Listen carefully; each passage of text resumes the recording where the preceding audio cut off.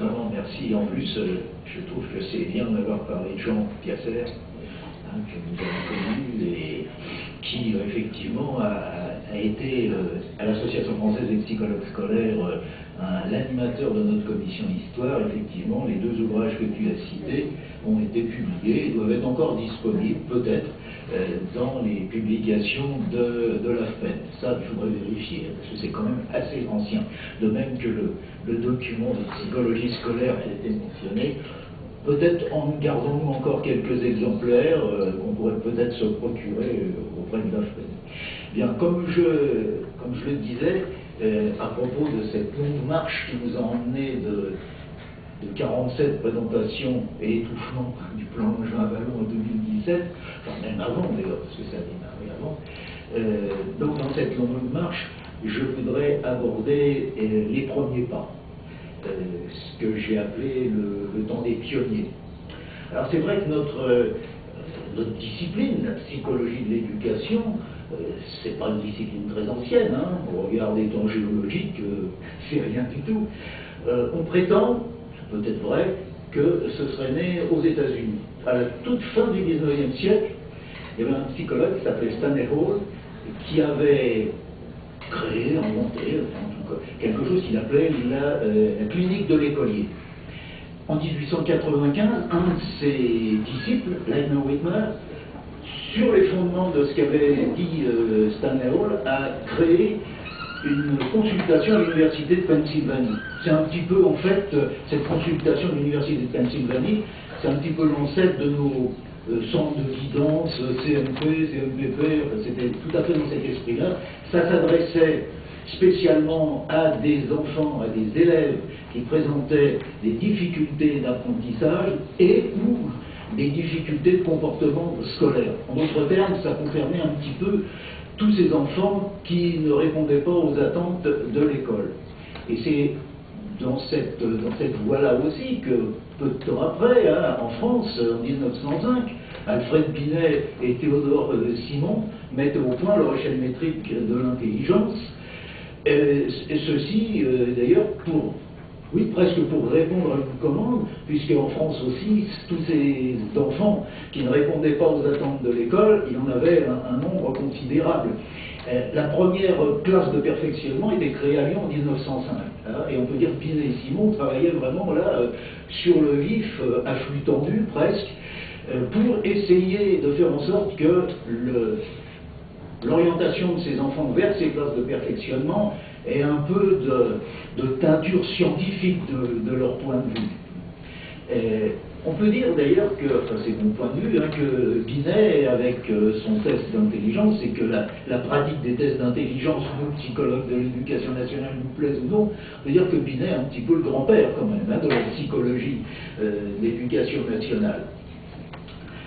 Dans la même période, un autre psychologue, un psychologue allemand qui s'appelait Stern, a inventé la notion de quotient intellectuel. Alors, dans le test de Binet et Simon, vous savez que ça fonctionne sur la base de l'âge mental, hein, et Stern, lui, a inventé cette notion de QI, qui est un vrai quotient, hein, âge mental sur âge réel. Vous savez, le succès qu'a eu la notion de QI, même quand ce n'était plus des quotients, avec les échecs de Wechsler, par exemple, et encore maintenant, ça a toujours un intérêt extrême et un sujet de polémique innombrable. Alors Stern, non seulement il a inventé la notion de QI, il a été aussi l'auteur d'un article qui a été publié aux États-Unis, traduit en anglais, et il est le premier, dit-on, à avoir utilisé le terme de psychologue scolaire, hein, Schulpsychologe en allemand, et donc ce qui est devenu le School Psychologist américain, qui est le terme alors, le plus largement utilisé sur la planète pour désigner ces personnels qui travaillent comme psychologues dans les écoles. Même s'il existe d'autres termes, hein, nos collègues britanniques sont des educational psychologists, hein, des psychologues de l'éducation, et nos collègues néo-zélandais et australiens sont des counselors, des conseillers. Mais toujours est-il que cette notion de psychologue scolaire a fait son chemin. Et on connaît aussi le succès du test de Binet et Simon, hein, non seulement aux États-Unis, où l'échelle Stanford-Binet a encore de beaux restes, d'ailleurs, et on sait bien aussi, même en France, hein, les nouvelles versions du test de Binet et Simon, l'ANEMI, sont encore en vente et en utilisation actuellement en France. Donc cette méthode, cette utilisation des tests a eu un succès phénoménal et a touché, on peut dire, tous les champs d'activité de la société. Alors, prioritairement, on peut dire, du côté de l'industrie, hein, pour la sélection des travailleurs. On va rejoindre là des intérêts de l'orientation professionnelle.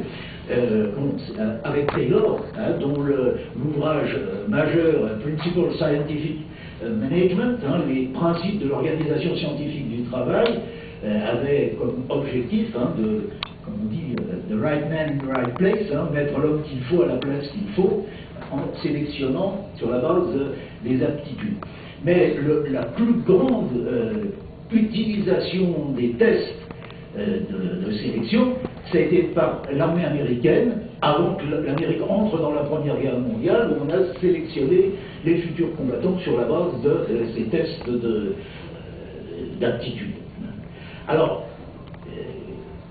parallèlement à ça, je dirais dans l'entre-deux-guerres, hein, se sont mis en place dans toute l'Europe, aux États-Unis aussi, différents services, donc style guidance infantile, mais aussi services de psychologie scolaire. Il y en a eu en Suisse, il y en a eu en Allemagne, en Belgique, un peu partout.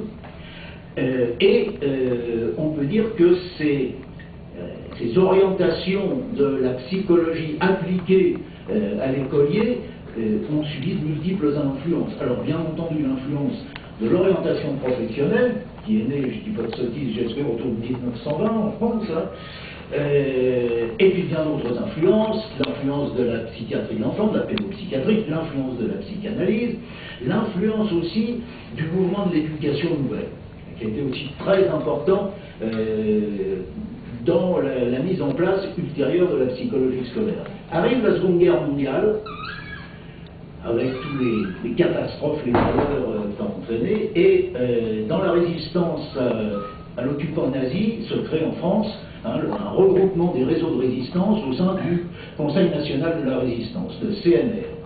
Et dans ce CNR, un certain nombre d'intellectuels, de chercheurs, de philosophes aussi, pensent que pour plus jamais ça, comme on disait aussi à l'époque, pour que les horreurs qu'on a pu voir pendant cette guerre ne se renouvellent pas, la solution, c'est l'éducation. Hein, il faut, d'autres ont dit, il faut faire l'homme nouveau, mais c'est un petit peu cette idée qui plane, qu'on trouve aussi au travers de la devise de l'UNESCO, je cite, hein, la devise de l'UNESCO, c'est la suivante. Hein, les guerres prenant naissance dans l'esprit des hommes, c'est dans l'esprit des hommes que doivent être élevées les défenses de la paix. Donc c'est cette idée-là qu'il faut changer l'homme, en quelque sorte, hein, pour changer les comportements qu'on a condamnés. Donc, à la suite du Conseil national de la résistance, se crée en France le gouvernement provisoire de la République française, qui est dirigé par le général de Gaulle, et dont le ministre de l'Éducation nationale est René Capitan. Et René Capitan institue donc une commission chargée de réformer l'enseignement en France. Donc, commission de la réforme démocratique de l'enseignement. À la tête de cette commission est placé Paul Langevin, physicien de renommée internationale, et également Henri Vallon et bien d'autres encore, Piron, voilà, beaucoup de gens d'intellectuels de tous ordres. Vallon, et comme Langevin, étaient des intellectuels marxistes. Il s'intéressait aussi beaucoup au mouvement d'éducation nouvelle, c'est-à-dire qu'il connaissait bien les travaux de Montessori en Italie, avec sa Casa dei Bambini, et vous avez peut-être remarqué que les écoles Montessori, depuis quelques années, là, on le vend en tout, on en parle beaucoup. Bon, mais Langevin et Vallon ne connaissaient pas seulement Montessori, ils connaissaient aussi la pédagogie nouvelle de Dewey aux États-Unis, hein, learning by doing, hein, apprendre par l'action. Ils connaissaient bien aussi, et notamment Vallon les travaux, les expériences d'Ovide de Crolly en Belgique, hein, dont il appréciait l'approche globale de l'éducation, également ce que faisait Claparède en Suisse, enfin bon, plein de gens comme ça qui avaient fait des expériences et qui avaient, comment dire, organisé le mouvement d'éducation nouvelle. Langevin et Vallon n'étaient pas seulement des connaisseurs du mouvement d'éducation nouvelle, ils en étaient aussi des acteurs. Langevin était le président du groupe français d'éducation nouvelle, le GFN. Vallon a pris ensuite sa suite là, après le décès de Langevin en 1946. Et GFN d'ailleurs qui est toujours bien vivant, toujours actif, hein. Je viens de voir qu'au mois de janvier, là, ils avaient leur colloque sur l'éducation à l'école maternelle. Si vous êtes disponible, je vous invite vivement à aller voir ce qui se passe au GFN, c'est toujours très passionnant. Surtout pour les petits-enfants, il n'y a rien de... C'est un moment important de la vie sur lequel il est important d'intervenir. Bien, excusez cette parenthèse. La commission se met au travail. Il y a bien sûr des divergences d'opinion hein, à l'intérieur même de la commission. Mais enfin, les choses avancent. Et pour Vallon, la réforme ne pouvait réussir, plus exactement, elle pouvait réussir que si on mettait en place une organisation de l'enseignement et surtout une formation des maîtres fondée sur l'éducation nouvelle. Et pour Vallon, pas d'éducation sans une connaissance approfondie du développement de l'enfant. Hein. C'est ça son idée. Il faut que les maîtres connaissent bien le développement de l'enfant. Et c'est ce point de vue-là qui l'amène à concevoir l'idée qu'il faut un corps de... Un corps de psychologues dans l'école, très proche du terrain, pour aider les enseignants à mettre en place donc cette pédagogie nouvelle dont il rêve. Alors, à partir de là, donc, Vallon a donc besoin aussi de, comment dire, pour préciser ses idées, d'expérimenter. Et c'est comme ça qu'il arrive à faire nommer Bernard André, qui sera le premier psychologue scolaire français à Grenoble en 1945. Alors on peut s'interroger, comment se fait-il que ce jeune instituteur de Seine-et-Oise, hein, il était institut à Juvisy, qui est maintenant le département de l'Essonne, André, comment s'est-il retrouvé premier psychologue scolaire de France à Grenoble? Je crois que là, il faut replacer un peu les choses dans le contexte de l'époque. Hein. C'est-à-dire que dans les réseaux de résistance, hein, dont les principaux étaient les réseaux communistes d'une part, réseaux gaullistes d'autre part, s'étaient forgés des fraternités, des solidarités qui, après la libération de la France, en 1944, s'étaient maintenues. Je veux dire, ces acteurs de l'histoire en marche, hein, dans leurs activités professionnelles, politiques, syndicales, culturelles, avaient gardé tous ces liens. Hein. Et bien que je n'en ai pas trouvé encore la preuve évidente, je pense que André a bénéficié de ces relations hein, avec les réseaux susmentionnés pour arriver, pour obtenir ce poste à Grenoble. Pourquoi Grenoble aussi? L'Isère, vous savez que ça a été un haut lieu avec les maquis du Vercors, de la résistance au nazisme, donc tout ça est probablement très lié. Il y a eu une tentative d'installation de Bernard André en région parisienne qui avait échoué pour des raisons, je crois, de personnalité, enfin à l'accueil. En plus, Bernard était marié et avait 2 enfants, donc il fallait lui trouver aussi un logement. Et en 1945, c'était pas évident de se loger, d'avoir des cartes de ravitaillement, enfin toutes sortes de choses comme ça, très matérielles, mais aussi très importantes. Donc, ah oui, bien sûr. Voilà, Pierre me passe un bouquin d'André, hein, qui s'appelle « Sans souvenir, pas de mémoire hein, ». Et ça s'appelle 50 ans de psychologie scolaire. Hein. Bernard André nous a quittés il y a quelques années, mais je suis comme toi, je ne me rappelle plus très bien la date, le temps passe vite. Mais bon, il a écrit aussi beaucoup de choses sur là-dessus. Donc il s'installe à Grenoble, dans l'école primaire du cours Jean Jaurès à Grenoble, hein, et il commence, sur les indications de Vallon, à faire des observations. Il parle avec les maîtres, avec les inspecteurs, il relève les retards scolaires dans les classes, qui à l'époque étaient considérables, hein, avec aussi des effectifs assez énormes dans toutes les classes. Il examine également des enfants, hein, parce qu'il a aussi participé à la sélection des futurs élèves de classe de perfectionnement. C'était un petit peu, je dirais, la caution pour l'inspecteur d'académie de l'Isère, hein, qui avait besoin aussi que ça voulait bien accepter, apparemment avec quelques réticences, hein, l'arrivée de ce Parisien dans son académie, mais il fallait que ça lui rende des services. Donc l'idée de participer au tri des élèves pour les classes de perfectionnement a sans doute pesé dans la balance de l'installation. Donc Vallon fait ça. Il rend régulièrement des comptes rendus à Vallon et à ses deux principaux collaborateurs, René Zazot et Hélène Gracieux-Alchandéry. Et Vallon, dans la perspective de cette nouvelle école, hein, qu'il appelle de ses voeux et qu'il voit arriver pour bientôt, organise le recrutement des premiers instituteurs et professeurs de cours complémentaires. Hein, les cours complémentaires, c'est les ancêtres du collège de maintenant, donc, et ce qui va former le noyau de la psychologie scolaire en France, donc 1946. Hein. Donc ces psychologues travaillent dans le cadre aussi, ils se retrouvent régulièrement dans le laboratoire de Vallon, hein, animé aussi par Zazot et Gracieux-Alchandéry, et ils font des études, des recherches de toutes sortes, selon les directives de Vallon. Et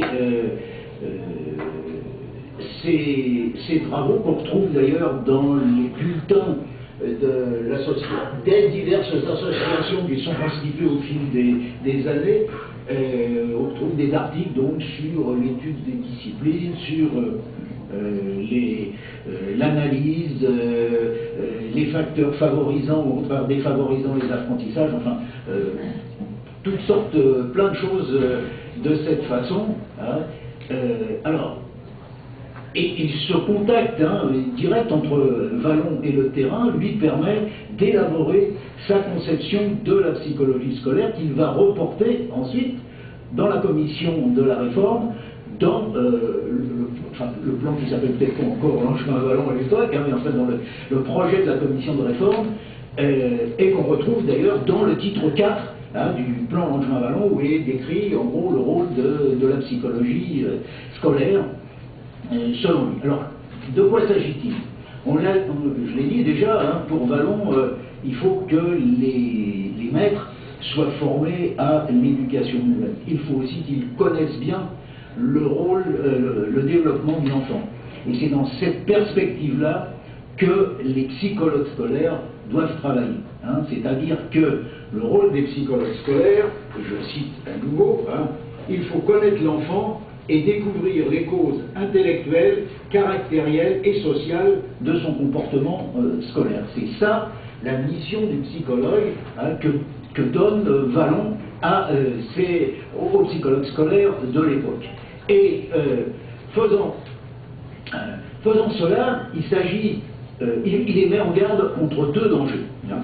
Le premier danger, selon Vallon, c'est celui de la sélection. Hein, il les met en garde contre une sélection qui refuserait à certains enfants, et même au plus grand nombre, les possibilités de culture qui doivent être mises au service de tous. Ça, c'est le premier danger, hein, la sélection.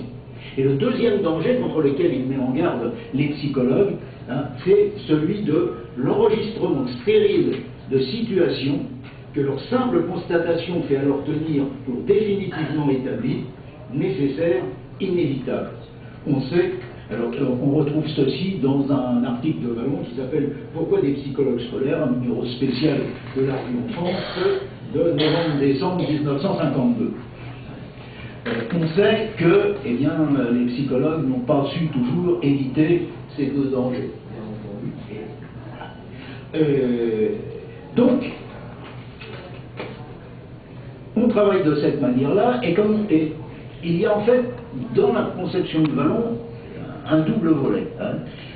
Le volet, je dirais, par la connaissance de l'enfant, hein, le pédagogue doit changer ses approches, hein, le maître doit changer ses méthodes pédagogiques, non seulement dans la relation maître-élève, hein, qu'il va pouvoir mettre en œuvre par sa connaissance justement du développement de l'enfant, mais aussi par un autre aspect qui est celui de la recherche pédagogique. Recherche pédagogique qui va contribuer à changer les méthodes d'enseignement. Donc vous voyez, il y a ce double mouvement. Hein, un mouvement, on pourrait dire, directement vers l'enfant, hein, aider l'enfant à utiliser ses capacités pour surmonter ses éventuelles difficultés, pour mettre en évidence tous ses potentiels, hein, et révéler aussi ses intérêts. Et puis l'autre aspect qui est on dirait l'organisation du milieu, hein, c'est un versant à la fois psychosocial, je dirais écologique maintenant, qui consiste, grâce à la recherche psychopédagogique, à modifier les programmes, les modes d'approche des disciplines, etc. etc. Donc, ce double mouvement-là, hein, c'est-à-dire adaptation de l'élève à l'école et adaptation de l'école à l'enfant, ça a souvent été résumé sous cette formule. Hein. Le psychologue est là pour adapter l'enfant à l'école et adapter l'école à l'enfant. On sait que malheureusement, si le premier versant, hein, adapter l'enfant à l'école, a souvent été bien pratiqué, hein, et on nous a appris, nous psychologues, à faire ça. L'autre versant, adapter l'école à l'enfant, personne ne nous l'a appris si on ne s'y est pas mis, si on n'a pas essayé d'apprendre tout seul. Mais voilà, ceci est aussi une autre histoire sur laquelle on peut effectivement débattre, hein, sur les missions du psychologue par rapport à l'école. Donc voilà, hein, le point de vue de Vallon et sa conception. Autrement dit, si vous voulez, ce qui est important, c'est qu'au travers de cette conception, Vallon définit bien le psychologue comme un auxiliaire de l'enseignant. Ça me paraît tout à fait important. C'est-à-dire que pour lui, pour Vallon, l'important, c'est l'enseignant, hein, et l'école. Et le psychologue, là, il vient quand même en adjuvant.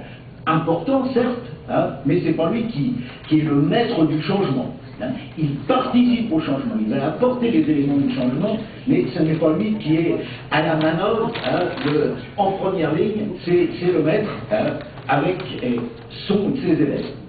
Donc ça, c'est un point de vue qui me paraît extrêmement important à se rappeler, parce que peut-être que la nouvelle psychologie de l'éducation nationale aura à réfléchir là-dessus. Mais pour le moment, des textes qu'on voit, c'est pas évident non plus. Donc on arrive vous voyez, c'était les psychologues de 1946, hein, qui ont fait ce travail, qui ont fait avancer la pensée de Vallon dans ce domaine. Arrive 1947. 1947, la commission de la réforme a terminé son travail. Donc elle se présente au ministère de l'Éducation nationale avec son rapport. Le ministère de l'Éducation nationale de l'époque s'appelle Marcel Negelen en tout cas. Hein. C'est un socialiste des CFIO qui accueille la commission, les félicitant pour la qualité remarquable de leur travail, qui leur dit que vraiment ce rapport sera certainement utile dans de nombreux pays qui veulent rénover leur système scolaire, reconstruire leur école, mais qu'en France pour le moment c'est pas à l'ordre du jour. Il y a d'autres priorités pour reconstruire le pays. Hein, les problèmes économiques dans une France en ruine sont prioritaires et qu'on verra plus tard pour parler de réforme de l'enseignement. Exit la commission, qui se dissout à ce moment-là, hein, et le rapport Blanchard-Vallon part dans un des nombreux tiroirs du ministère de l'Éducation nationale, il y est sans doute encore. Voilà, et l'histoire aurait pu s'arrêter là. Elle ne s'arrête pas là, encore en tout cas. Vallon, bien qu'il n'y ait plus de réforme, ce qui était en fait la justification de la psychologie scolaire. La psychologie scolaire, selon Vallon, elle était là comme avant-garde de la réforme. Donc, plus de réforme, alors plus de psychologie et Vallon.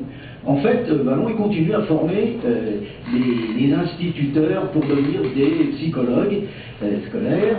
Bien plus, en 1948, il obtient le détachement de professeurs de l'enseignement secondaire qu'ils forment en tant que psychologues. Et on retrouve dans les lycées comme Louis Grand, Chaptal, Jeanne de Bourg, des psychologues du second degré, hein, ex-professeurs du secondaire. Donc voilà. Alors, parallèlement à ça, le nombre de psychologues scolaires a augmenté. Hein, au fil des années, on en formait un certain nombre. Si bien que en 48, 49, ils dépassent la centaine dans toute la France. Et ils se trouvent assez nombreux pour organiser un premier congrès national de psychologie scolaire à Sèvres, en 1949, pour débattre entre eux des problèmes que pose l'organisation du travail du psychologue. Et un second congrès national à Grenoble en 1950, Grenoble étant toujours considéré comme le berceau de la psychologie scolaire française, bien entendu. En 1951, au ministère de l'Éducation nationale, se constitue une commission interdirection, c'est-à-dire regroupant enseignement élémentaire, enseignement secondaire. Hein. Et cette commission rédige un texte énumérant plusieurs articles qui définissent la place de la psychologie à l'école et les fonctions du psychologue scolaire. Ces propositions sont transmises à l'UNESCO via la Commission nationale pour l'UNESCO, la Commission française pour l'UNESCO. Et l'UNESCO s'empare de ces propositions et se propose d'en faire en quelque sorte une espèce de définition internationale de mise en place de la psychologie scolaire dans le monde. Et pour ce faire, l'UNESCO organise 2 congrès internationaux à Hambourg, les 2 sont à Hambourg, le premier en 1952 et le second en 1954. Donc, on peut dire, à travers de tous ces événements, qu'il y a un boulevard qui s'ouvre sur la psychologie de l'éducation en France, tout est dans un ciel bleu splendide, tout va bien, ok. Et là, d'un seul coup, un coup brutal, un coup d'arrêt brutal est donné à la psychologie française. C'est-à-dire que un certain Piovetta, directeur des enseignements de la Seine, alors à l'époque la Seine ça regroupe Paris et puis ce qui sont actuellement en gros les départements de la petite couronne. Et donc c'est Piovetta fait injonction aux psychologues instituteurs, bien entendu, de reprendre leur place. Au motif que, après le baby-boom de l'après-guerre, les classes débordent et l'école a besoin de tous ses instituteurs. Entre parenthèses, les psychologues en question, dans tout le département de la Seine, à l'époque, 54, ils étaient 26. Et, bon, c'était ce qui me fait penser, là aussi je n'ai pas retrouvé de preuve absolue, que Piovetta ne devait pas être tout seul à être, comment dire, à être derrière ça. Mais, là encore, il faut se reporter au contexte. De la même manière, oui, on peut se demander, par exemple, pourquoi la réforme qui a fait ballon, qui avait été organisée, je dirais, dans un cadre unifié, Conseil national de la résistance, enfin voilà, tout le monde allant dans le même sens, pourquoi ce projet a été balayé peu d'années après? C'est là que le contexte politique et historique compte sans aucun doute. 1947, rejet du plan Langevin-Wallon. C'est aussi le début de la guerre froide entre les États-Unis, l'Union soviétique et leurs alliés respectifs. En France, 1947, c'est une période de grands mouvements sociaux, de grèves dures et réprimées. Les ministres communistes qui avaient été nommés à l'époque du gouvernement provisoire du général de Gaulle sont débarqués par le président du Conseil, Ramadier. Ça a dû se passer, je crois, en mars 1947. La commission a apporté son projet en mai 1947. Enfin, en tout cas, c'est dans cette période-là très courte. Donc des bouleversements politiques en France considérables, au plan syndical aussi. La CGT fait scission, se crée la CGT-FO. Les enseignants refusent la scission et créent la Fédération autonome de l'éducation nationale. dans lequel les deux principaux syndicats sont d'une part le Syndicat national des instituteurs, SNI, le SNES, Syndicat national des enseignements secondaires. Alors, les psychologues scolaires, instituteurs du premier degré, sont, comme tous les instituteurs, ou la quasi-totalité des instituteurs de l'époque, syndiqués au SNI, membres du SNI, 90% dans les années 45-50. Donc ils vivent aussi tous ces remous de la vie politique nationale. Et au sein des syndicats, il y a des conflits importants, notamment à l'éducation nationale. Les conflits de tendance sont extrêmement importants. Pendant des années, alors le droit de tendance avait permis aux enseignants de la CGT de rejoindre la Fédération de l'Éducation nationale, grâce au droit de tendance. Et à l'intérieur, si vous voulez, ces tendances s'échappaient. Et moi, j'ai le souvenir, je suis entré dans l'enseignement plus de 10 ans après ces événements, après la scission, et je me souviens que on parlait encore des ex-cégétistes, 10 ans après, à l'intérieur du syndicat national des instituteurs. Donc, vous voyez, ça avait quand même laissé des traces, toute cette affaire-là. Et, bon, malgré tout, les psychologues en poste continuent leur travail sous la direction de Vallon, de Zazo et des autres. Et ensuite, donc, après ce coup de torchon là, de 1954, qui renvoie les psychologues dans leur classe, là aussi, c'est un petit peu le contexte politique et historique qui peut l'expliquer. C'est-à-dire que, de la même manière que certains voyaient dans le plan Langevin-Vallon un sous-marin du Parti communiste français, pour ne pas dire un sous-marin de l'Union soviétique, ça se reportait aussi sur la psychologie scolaire, qui était une émanation directe de ces...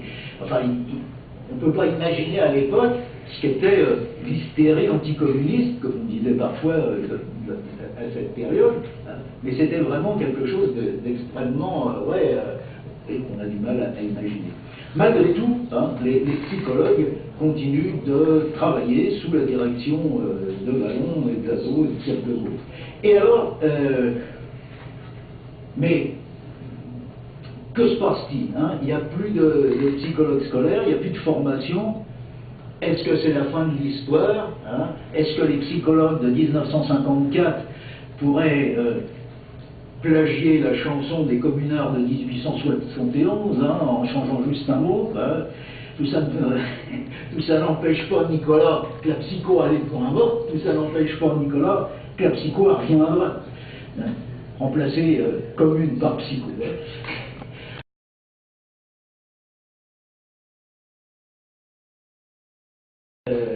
Le ministre de l'Éducation nationale de Slovénie, à l'époque, était un ancien psychologue scolaire. Alors il n'avait pas connu André parce qu'il était trop jeune, mais par contre il avait des collègues qui avaient suivi les séminaires d'André à l'époque, dans les années 56-57. Bon, voilà, c'est une anecdote, mais c'est pour dire aussi que, bon, il se passait des choses. Donc, les psychologues de province continuent de travailler, les psychologues des lycées continuent de travailler. C'est d'ailleurs grâce à ces psychologues des lycées que s'est créée l'Association française des psychologues scolaires en 1962. Et que ce sont aussi ces psychologues de lycée qui ont donné à la FPS sa première présidente, Paul Payet, qui était une ex-professeure de lettres, peut-être même de lettres classiques, je ne suis pas sûr, ça, de lettres suivantes. Ce sont eux aussi qui, grâce à Pierre Dague, lui aussi ancien prof de lycée, que les exemplaires renéotés des premiers bulletins de l'Association française des psychologues scolaires se sont transformés en une véritable revue scientifique de qualité, Psychologie scolaire, qui est devenue en 1990 la revue Psychologie et Éducation, qui existe toujours, malgré ces divers changements de couleur de couverture. Donc voilà, il y avait des choses qui ont continué, heureusement. Et même la psychologie est revenue. Elle a ressuscité, certes, pas sous une forme agréée par Vallon. Hein. En 1958, paraît une circulaire du ministère de l'Éducation nationale créant des commissions départementales, des commissions d'éducation spécialisées départementales et leurs branches locales, les CNPC, commission médico-pédagogique, pardon, de circonscription, commission médico-pédagogique départementale et commission médico-pédagogique de circonscription. Et dans ce texte, on précise que sont membres de droit les psychologues scolaires là où ils existent. Alors il y a des endroits où il en existe quelques-uns, mais du coup, sous ce besoin, cette pression sociale, il faut des spécialistes pour, là encore, trier, sélectionner les élèves de l'éducation spécialisée. On va relancer la formation des psychologues scolaires en 1958. La première promotion sortira en 1960, mais c'est sous l'égide de la sous-direction de l'enfance inadaptée du ministère de l'Éducation nationale. Autrement dit, les psychologues scolaires sont devenus des psychologues de l'enfance inadaptée.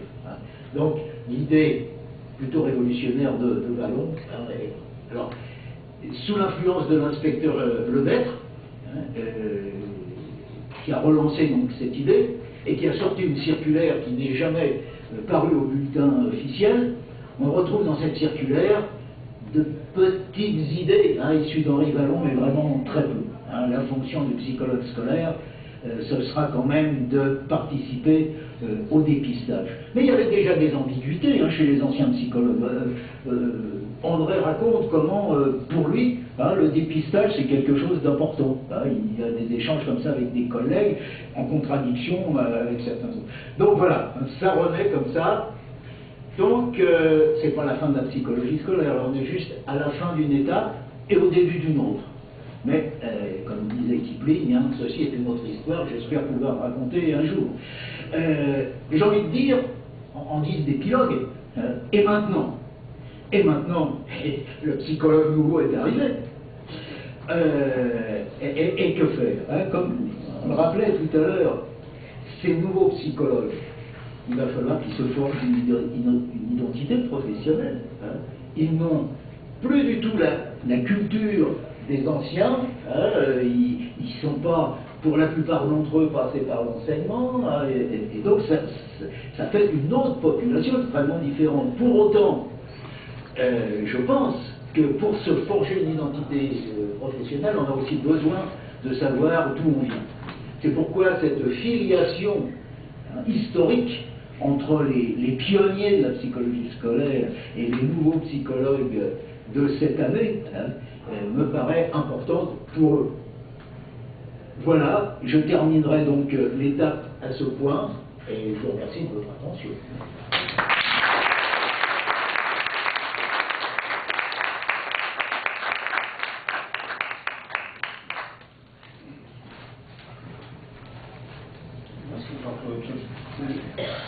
Nous avons la possibilité de faire une petite pause de 10 minutes, si vous le souhaitez, comme on a un temps assez long pour échanger.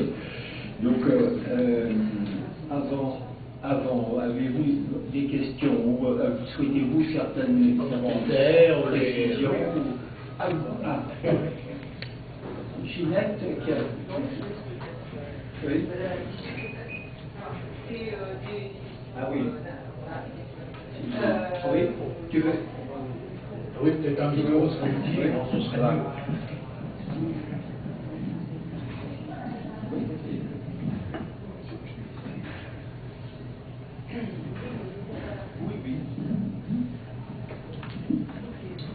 Alors, vous avez cité divers,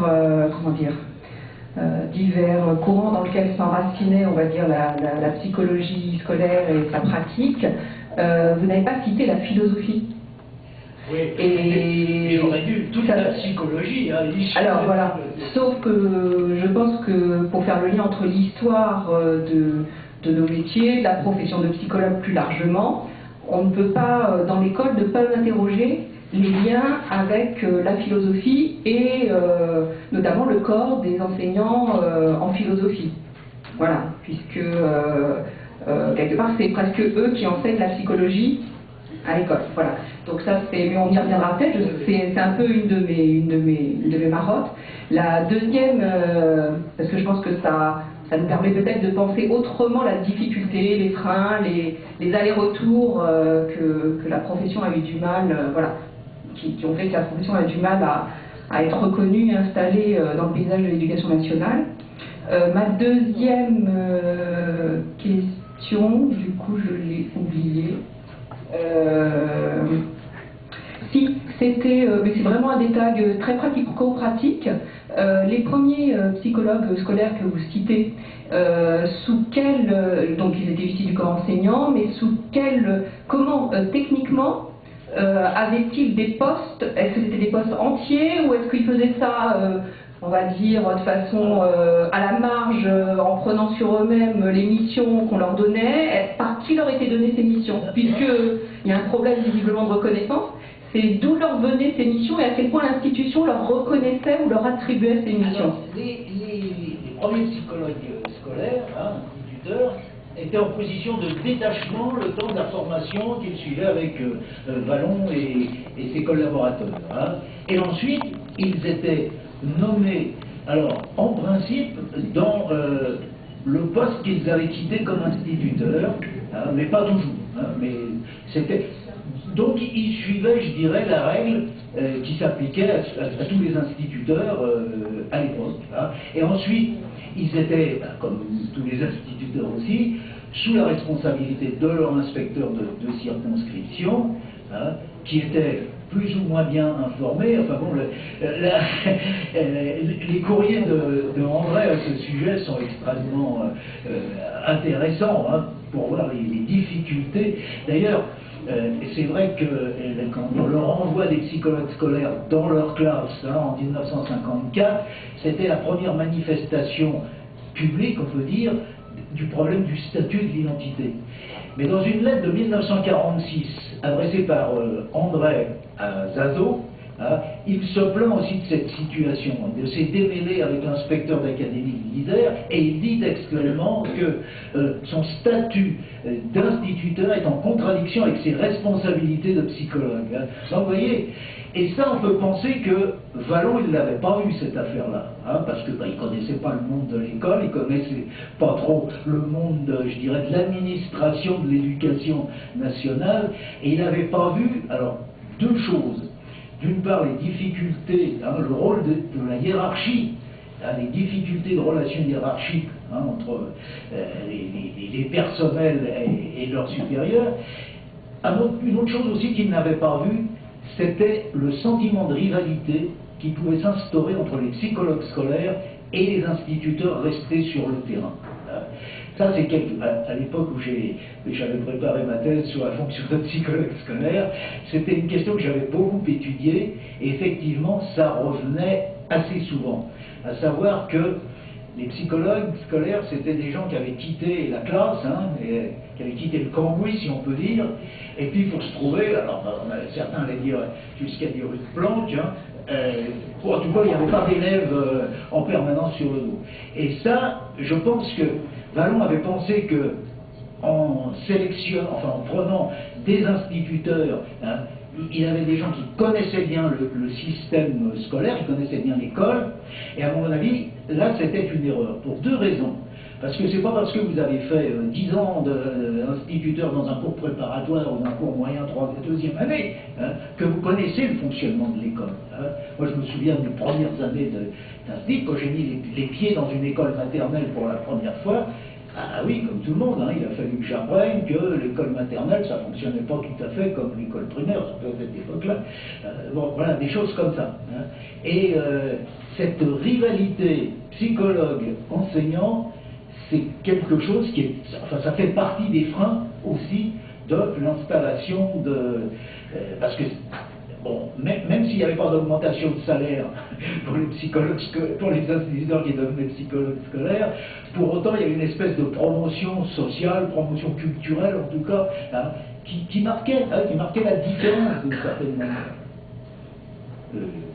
Alors pour en revenir à l'enseignement de la psychologie par les philosophes, bah oui, ça c'est une chose qu'on a connue de tout temps, hein, et dans les écoles normales d'instituteurs, et dans les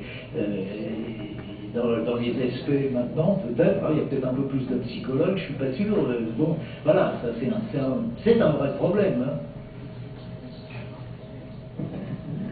Non, enfin, je voulais poser une question tout à l'heure, mais les réponses sont venues suite à la très bonne question de Madame Amici, donc je ne vais pas insister, mais quand même, je me souviens, en vous écoutant, de grands débats qui ont eu lieu dans cette maison-là, dans les années, je dirais, 70-72, dans le débat psychologue scolaire et conseiller en relation psychologue, et c'était des questions de salaire, que vous avez légèrement abordées tout à l'heure, les questions de temps, les questions de vacances, les questions de reconnaissance, d'admiration ou pas, selon le mot psy ou pas psy, hein, c'est par rapport à ce titre.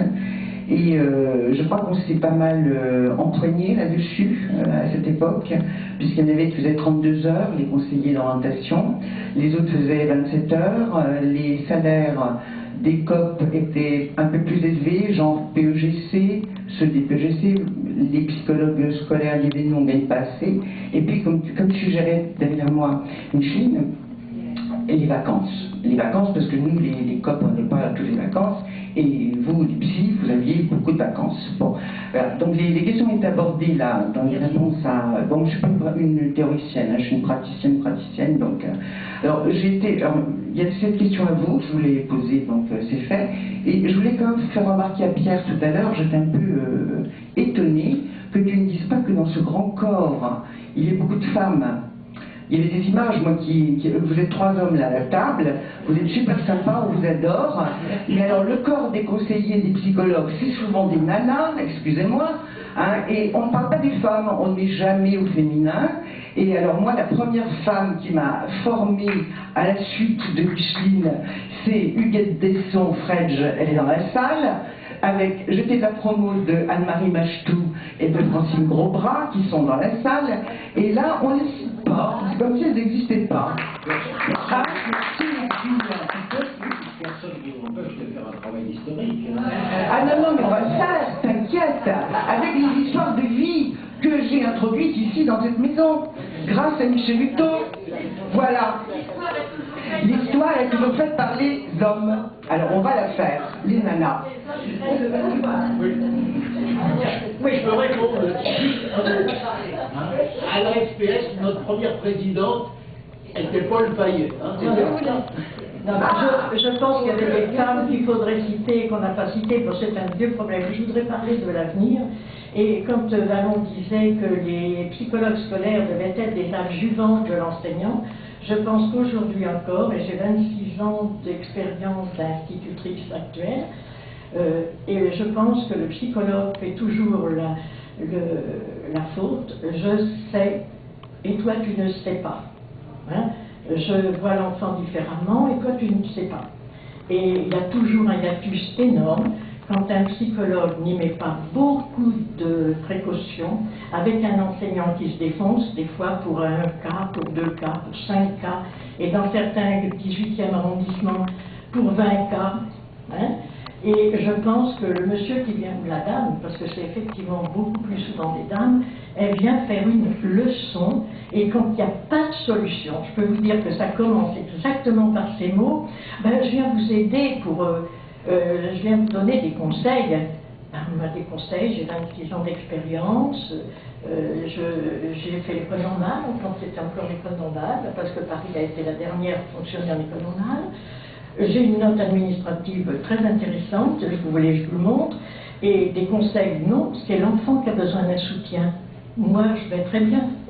Et ça, c'est tous les jours, quand il y a des psychologues scolaires, il y a cette maladresse.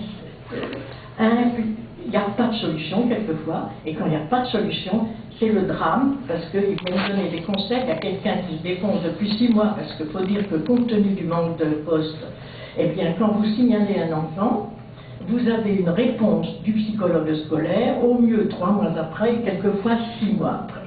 Hein? Et c'est pas que je vous parle de 2016. Hein? Alors, il faut penser que bien cette phrase que vous avez dite, moi je vais l'écrire en franc, le psychologue scolaire est un adjuvant à l'enseignement. Un auxiliaire, je crois que j'ai dit. Vous avez dit adjuvant. Moi, je n'aurais jamais inventé aussi beau mot que ça. Moi, je parle très près du sol. C'était l'idée. Hein. C'était l'idée de ballon, ça c'est clair. Hein. Oui, mais ça, c'est momentané.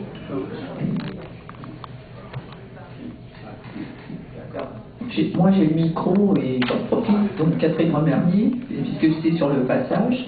Je ne sais pas si ça va être abordé ensuite, mais l'histoire de la psychologie scolaire a bien été retracée par Jean-Claude. Le 30 janvier, on a essayé ensemble d'en faire une histoire croisée. Et on a vu dans cette histoire croisée avec les conseillers d'orientation psychologue avant qu'ils deviennent PIEN, que la place de Ballon et son apport et sa conception de l'orientation était un pivot qui pouvait nous permettre justement aujourd'hui de retrouver les fils d'une histoire commune. Et donc, bon, je ne sais pas si ça va être abordé dans la suite des interventions, mais je trouve que ça aurait été bien complémentaire.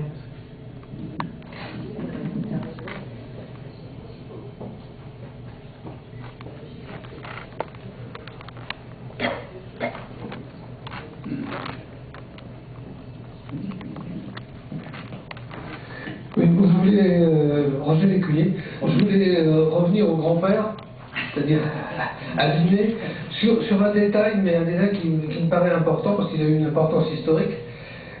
Bon, classiquement, tu as expliqué que Binet avait créé le test et que Stern avait créé le QI, mais il y a un texte de Binet, alors je ne sais plus si c'est de 1905 ou 1906, parce qu'il y a des décalages en plus dans l'année psychologique dans cette période-là, de Binet qui s'appelle Misère physiologique et misère sociale, qui est un texte extrêmement intéressant, dans lequel, alors il parle pas d'intelligence, il parle de la taille et du poids des enfants en fonction de leur origine sociale, hein, parce que c'est une période où en France il y a de la misère, il y a de la sous-nutrition, et il exclut très clairement l'idée de calculer un quotient. Et il dit, c'est beaucoup plus clair de parler en termes d'avance d'un mois, 2 mois, etc., que de parler en termes de quotient. Et évidemment, si on l'avait suivi, bien des choses auraient été évitées par la suite. Deuxième chose, je m'arrêterai là, c'est sur l'enseignement de la psychologie par les professeurs de philosophie. Ça a été longtemps le cas, mais ce qu'il faut bien voir aujourd'hui, c'est que la psychologie n'est plus enseignée dans les lycées, du tout. Et il serait intéressant qu'elle le soit.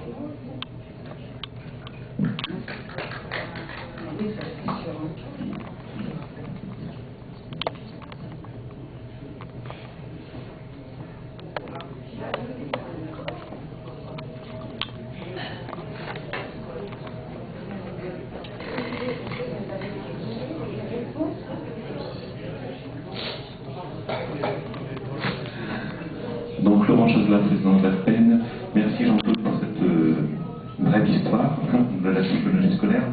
2 petits points dans un texte de 1952 dont tu as fait référence. Henri Vallon se posait déjà la question de la reconnaissance officielle des psychologues, puisqu'il citait précisément « Ce qui manque à la psychologie scolaire, ce n'est pas le zèle de ses premiers pionniers, c'est de devenir une réalité légale, c'est de recevoir enfin son statut et d'obtenir la reconnaissance officielle. » Donc 52 déjà très tôt. Une question sur ce que tu as dit, tu as parlé des psychologues donc, scolaires dans le second degré, hein, notamment dans les lycées parisiens, qui étaient finalement un peu l'embryologie du corps des psychologues de la maternelle au secondaire. Tu n'as pas dit ce qu'ils étaient devenus. Est-ce que tu peux nous dire un peu comment cette histoire s'est terminée? Oui, elle s'est terminée, j'ai envie de dire, faute de combattants, parce qu'on n'a pas, après 54, on n'a pas reformé de psychologues du tout, ni du premier ni du second degré. Hein. Donc, par contre, ils sont restés en poste et ils ont continué de travailler jusqu'à ce que progressivement ils partent à la retraite et ne soient pas remplacés. Donc le corps, enfin, le groupe des psychologues scolaires des lycées s'est éteint de 80-81. Pardon 80-81. Oui, aussi tard que ça, il y en avait encore des Alors vivants. là, c'est un témoignage. Quand je suis arrivée à Paris en 1980, il y avait au lycée Voltaire un psychologue scolaire, et c'était assez surprenant pour moi, mais une collaboration s'est instaurée puisqu'il faisait passer des tests collectifs dans toutes les classes de 6e. Il venait chercher les manuels, les cahiers de tests. C'était la correction mécanographique à l'époque, l'ancêtre de l'informatique. Et il venait chercher le matériel au CIO. Le CIO, enfin à l'époque c'était le centre d'OSP. Et il récupérait donc la correction mécanographique, nous en donnait une restitution globale, et ça disparaissait ensuite les résultats, je ne sais pas ce qu'il en faisait. Voilà. Et donc ce monsieur est parti à la retraite, et il n'y avait plus de remplacement. 80-81. Ah oui. Violette. C'était dû à la présence à la fois de Michel Boulot et à la fois de Violette, qui étaient des vieux compagnons de route historiques de la psychologie scolaire et de l'orientation professionnelle. Et au lycée Voltaire, avec Madame le travail de Jean, on avait effectivement un rapport très privilégié. Voilà. Donc c'est une survivance parce que la personnalité des uns et des autres faisait que la cohabitation permettait à Violette d'être efficace et au CIO de se soulager un peu du travail sur le terre. Moi j'ai connu Pierre Parer qui était psychologue scolaire à Louis Grand, jusqu'à sa retraite, il est décédé maintenant, mais oui, non mais je dis, on les a laissés s'éteindre petit à petit. Hein. Ce qui est quand même intéressant de voir, c'est que autant du point de vue du premier degré, donc on a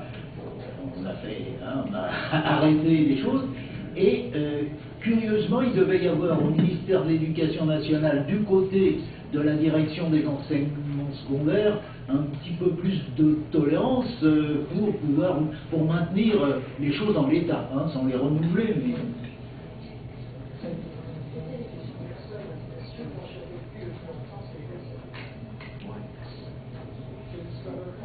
Bon, je dois signaler la présence de M. Vallon, de l'association des amis d'Henri Vallon, des deux Henri Vallon d'ailleurs, et qui a participé aux activités de plusieurs organisations concernant le plan Jean Vallon pour son 70e anniversaire, et qui nous fait le plaisir de participer à nos travaux. Je vous signale que il y a un document qui va pouvoir être distribué quant au travail de Serge Netchin et Gabi Netchin-Grimbert sur Henri Vallon, et qui offre des conditions particulières d'achat pour le livre qu'ils ont écrit. Alors je crois qu'un certain nombre de personnes doivent nous quitter avant 6h30, donc je pense qu'il est peut-être plus raisonnable de continuer dès maintenant plutôt que de faire une coupure. Donc on ne maîtrise pas toujours la durée, n'est-ce pas? Donc je vais intervenir. J'aurais eu bien sûr beaucoup de questions à poser à Jean-Claude parce que c'est un sujet qui m'a beaucoup intéressé et qui m'a beaucoup passionné, mais je vais me limiter à intervenir sur ce qui était prévu, c'est-à-dire la conception de l'orientation professionnelle en débat entre Henri Vallon et Antoine Léon dans les années 50. Alors, je sais que les collègues ont une perspective historique extrêmement vaste, la mienne est extrêmement réduite, donc je vous demanderai de m'en excuser, mais nous avons souhaité, en tous les cas, moi je l'ai en tous les cas beaucoup demandé, limiter la période historique examinée, parce que je crois qu'il est important de préciser les choses au mieux. Alors je vais aborder un certain nombre de questions, 8 points différents. Donc j'aborderai d'abord les acteurs, Pierron, Vallon, Léon. Je donnerai quelques éléments sur le rôle d'Antoine Léon à l'UNETOP, sur le livre Psychopédagogie de l'orientation professionnelle, que j'ai apporté, et j'essaierai la plupart du temps de vous montrer la chose parce que ça permet de prendre le contact. J'aborderai en quatrième point ce qui pose problème dans la préface d'Henri Vallon, les désaccords entre Antoine Léon et Henri Vallon. En cinquième point, les relations entre Antoine Léon et Henri Pierron. Sixième point, Henri Vallon et Henri Pierron. Septième point, qui est peut-être, disons, et huitième, avec les études sur Henri Vallon et l'orientation, et Henri Vallon et l'orientation professionnelle, qui est peut-être, disons, ce qui devrait être l'essentiel de mon exposé, mais qui n'arrive qu'à la fin.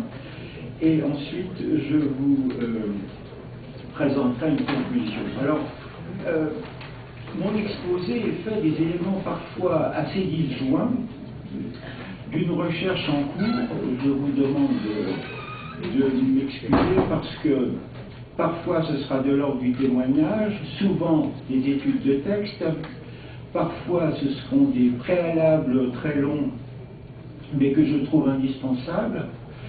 Et avant d'aborder l'orientation professionnelle de ces années, qui est l'objet principal de l'exposé, donc dans les années 40-50, et surtout les années 50, et de comprendre le caractère un peu énigmatique de la préface d'Henri Vallon, qui approuve et d'une certaine manière condamne le livre d'Antoine Léon, ces aspects ambigus dont parle Denis Lemercier dans son étude, je me demande comment, moi, faire entendre le bruit, la fureur et la violence. Bon, Jean-Claude vous a donné quelques éléments déjà, mais la violence de cette époque, essayer de faire un double effort, se transporter en 1955, j'avais que 14 ans, bon, je n'étais pas encore majeur, et puis essayer d'oublier un petit peu ce qui s'est passé depuis 1956.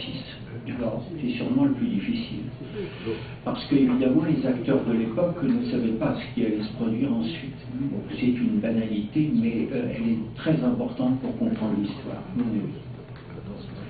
Alors, depuis peu, dans cette année 1955, je vais m'attacher particulièrement à cette année-là, et j'expliquerai pourquoi.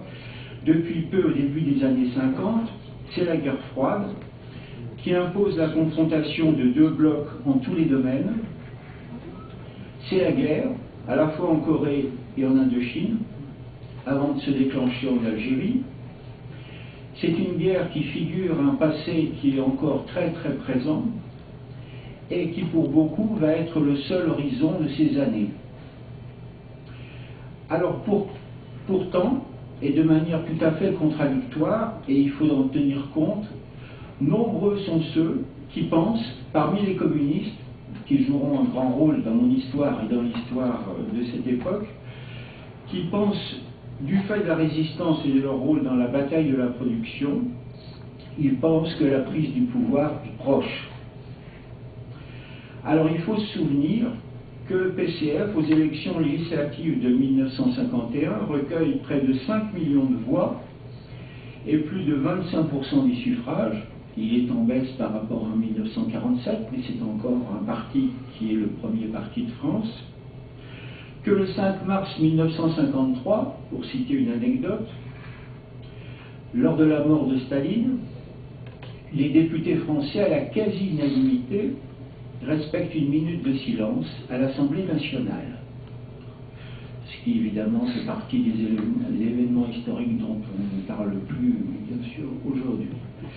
Il faut savoir aussi qu'à l'époque, il y a un célèbre appel, l'appel de Stockholm, qui a d'ailleurs été signé par Jacques Chirac, mais bon, à l'époque, il était très jeune, et qui est un appel pour l'interdiction de l'arme atomique, et qui a recueilli entre 10 et 15 millions de signatures en France, collectées essentiellement par des militants communistes. Alors ça, c'est un peu l'époque. Plusieurs événements permettent d'appréhender aussi l'époque. Un philosophe à l'époque, Georges Canguilhem, en 1956, sous le titre « Qu'est-ce que la psychologie ?», conclut son exposé en invitant le psychologue à se décider entre le Panthéon et la préfecture de police.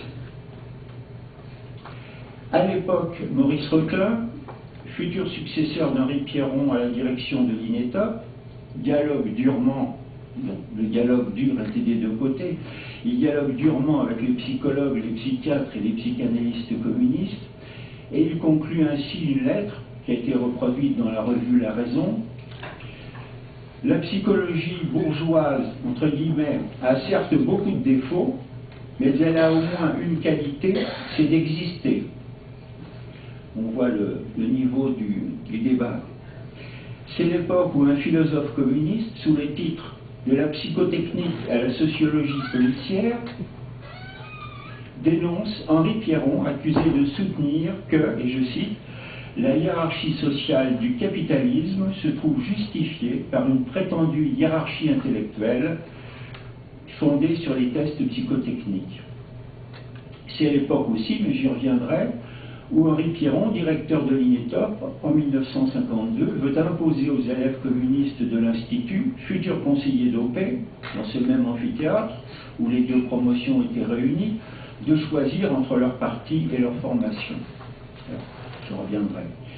Alors, les acteurs, pour vous donner quelques éléments sur Pierron, Vallon et Léon, que vous connaissez, mais bon, peut-être que certains les connaissent moins bien.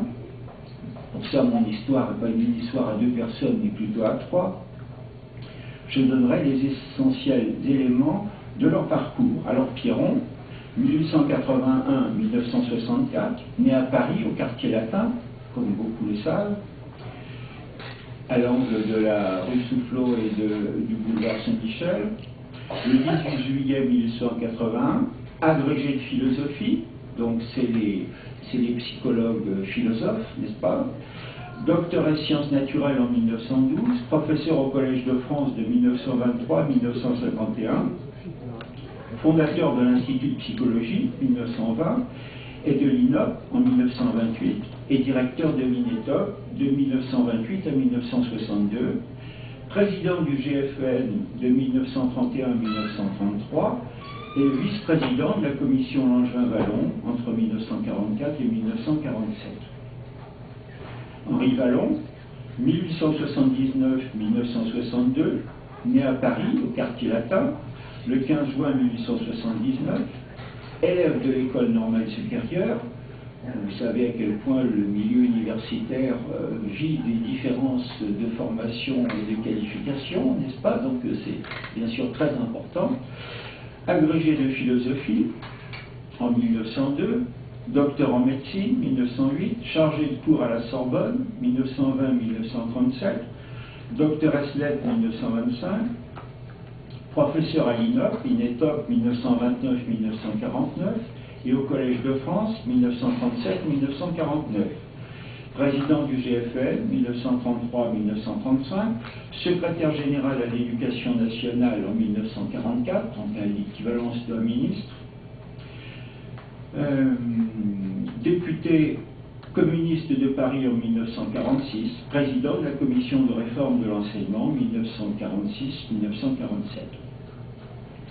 Alors Antoine Léon, que vous connaissez probablement moins, 1921-1998, né à Alger le 1er octobre 1921, instituteur en 1939, participe à la Seconde Guerre mondiale de 1942 à 1945 et obtient le diplôme de conseiller d'OP en 1947.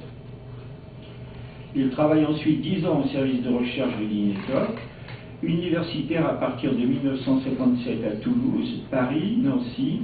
Il devient professeur à l'université Paris 5 de 1970 à 1985. Alors, ne pouvant citer l'ensemble, alors le rôle d'Antoine Léon à l'INETOP, ne pouvant citer l'ensemble de ses recherches et travaux, il y a de très très nombreux articles. Je me limiterai à donner une idée de son rôle dans ces années 1950 à partir de 2 témoignages de l'époque. Ça me semble plus intéressant que les analyses rétrospectives. Alors le premier, c'est une pétition qui a été adressée au directeur de l'INETOP en 1955 pour protester contre le fait qu'il était le seul à ne pas être proposé pour une promotion au grand choix parmi ses 9 collègues du service de recherche de l'Institut. J'y reviendrai brièvement. Alors ils écrivaient: les références aux publications d'Antoine Léon, signalées dans les articles de nombreux collègues, témoignent du retentissement de ses travaux dans les milieux de l'OP. En particulier l'expérience qu'il a acquise au centre d'apprentissage annexé à l'NNA, où nous croyons savoir que son travail est très apprécié et qu'il l'a relaté dans son diplôme d'études supérieures de 1952.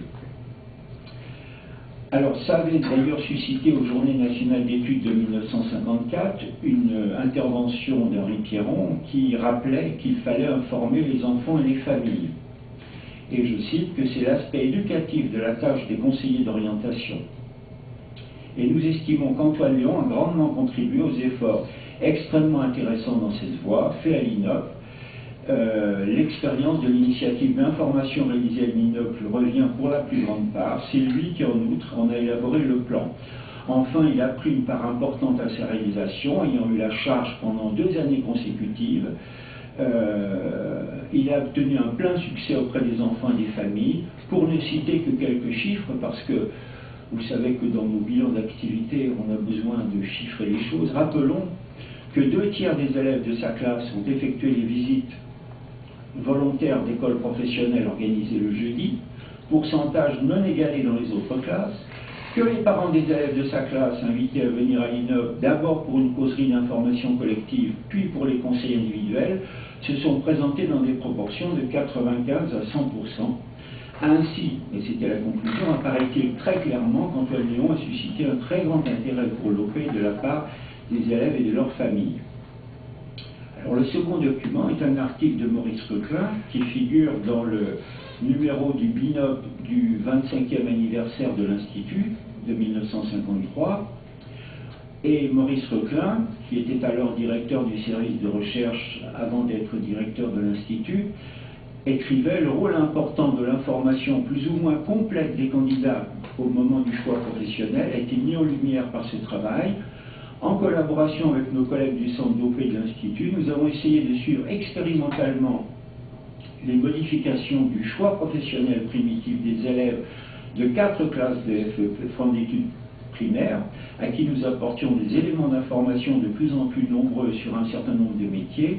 Ce dernier travail et les observations plus générales sur l'adaptation des élèves ont exigé que l'un d'entre nous, et je pense que c'est Antoine Léon, s'intègre de façon étroite à la vie d'un CA, centre d'apprentissage, se chargeant d'un enseignement régulier, moral, organisant, alors c'est assez curieux de voir un conseiller donner des cours de morale, mais bon, je pense que c'était un petit espace qu'il avait dans des cours assez techniques, n'est-ce pas?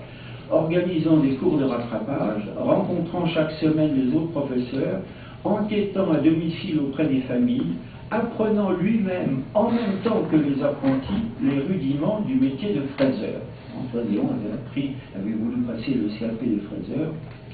C'est d'ailleurs quelqu'un qui a toute sa vie été reçu le premier à tous les concours qu'il a passés, et qui a malheureusement échoué à ce CAP de fraiseur.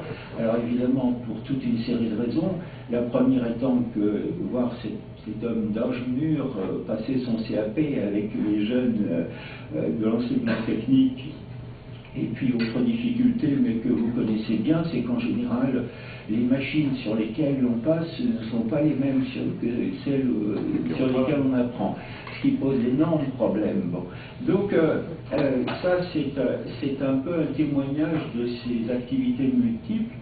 Alors, le livre Psychopédagogie de l'orientation professionnelle, il paraît en 1957 aux presses universitaires de France avec une préface d'Henri Vallon. Mais on sait à partir de leur correspondance que le manuscrit était prêt pour la publication en 1955. C'est pour ça que je me suis centré sur 1955. Donc, 1 an après la quasi-interruption de l'expérience des psychologues scolaires, et je pense que cet événement jouera un certain rôle, ce livre est pour moi et pour d'autres aussi le livre le plus important de l'histoire de l'orientation au XXe siècle, qu'elle soit professionnelle ou scolaire, parce qu'il ouvre la possibilité d'une nouvelle orientation et la constitution d'une psychologie de l'orientation de l'éducation nationale, et cela avec le paradoxe d'une caution et d'un désaveu d'Henri Vallon, qui était philosophe, médecin, psychologue et militant reconnu comme Antoine Léon du Parti communiste français. Alors pour en parler, je partirai de deux approches opposées de ce livre.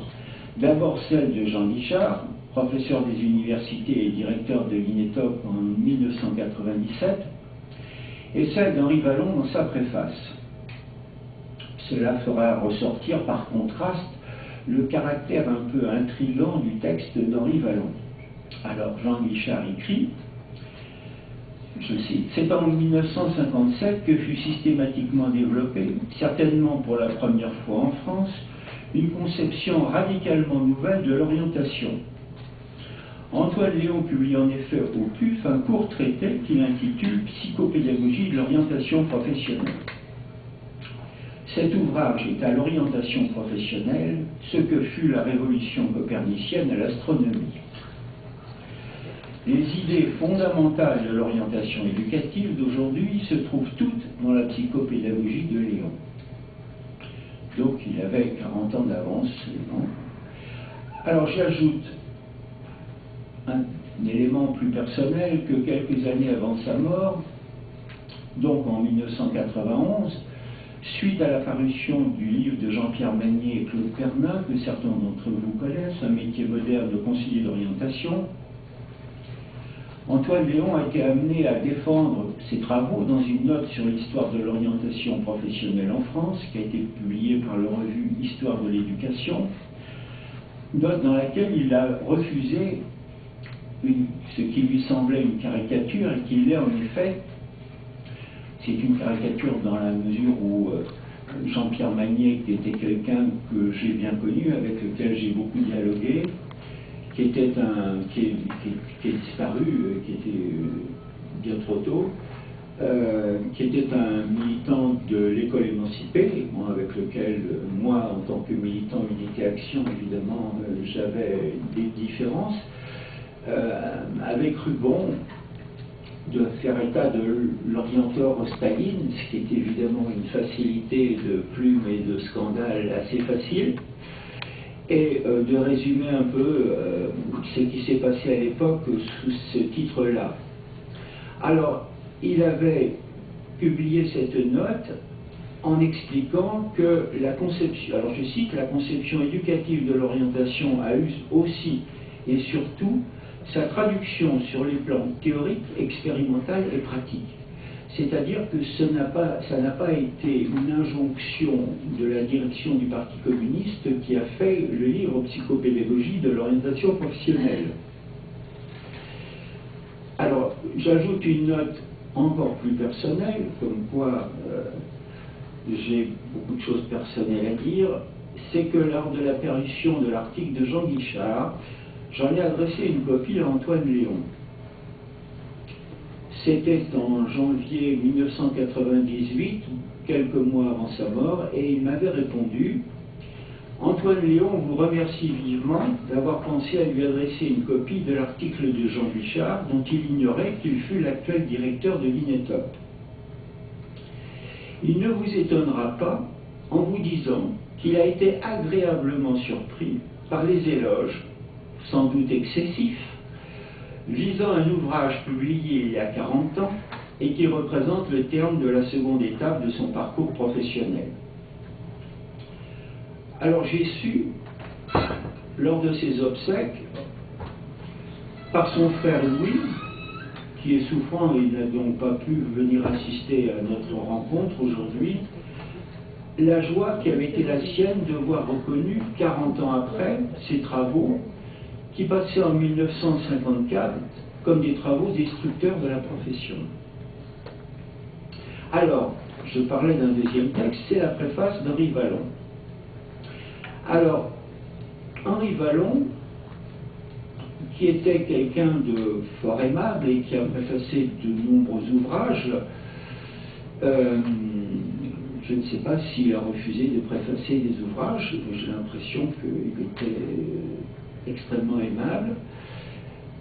Il a, dans cette préface, rédigé un texte qui a souvent été cité par les psychologues scolaires qui voulaient se distinguer des conseillers d'orientation professionnelle, et donc ce texte a eu une très grande histoire de ce point de vue, et que je vous cite: faut-il admettre une parité de rôle entre l'orienteur et le psychologue scolaire, de telle sorte que l'un pourrait suppléer l'autre quand celui-ci ferait défaut?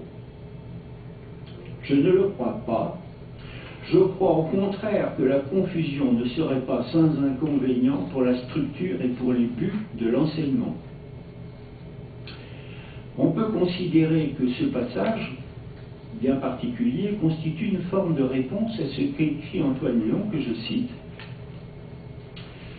Après avoir analysé les objectifs et les tâches pédagogiques de l'orientation professionnelle, il nous paraît difficile de découvrir entre cette institution et la psychologie scolaire une opposition doctrinale ou une divergence dans la direction générale des activités.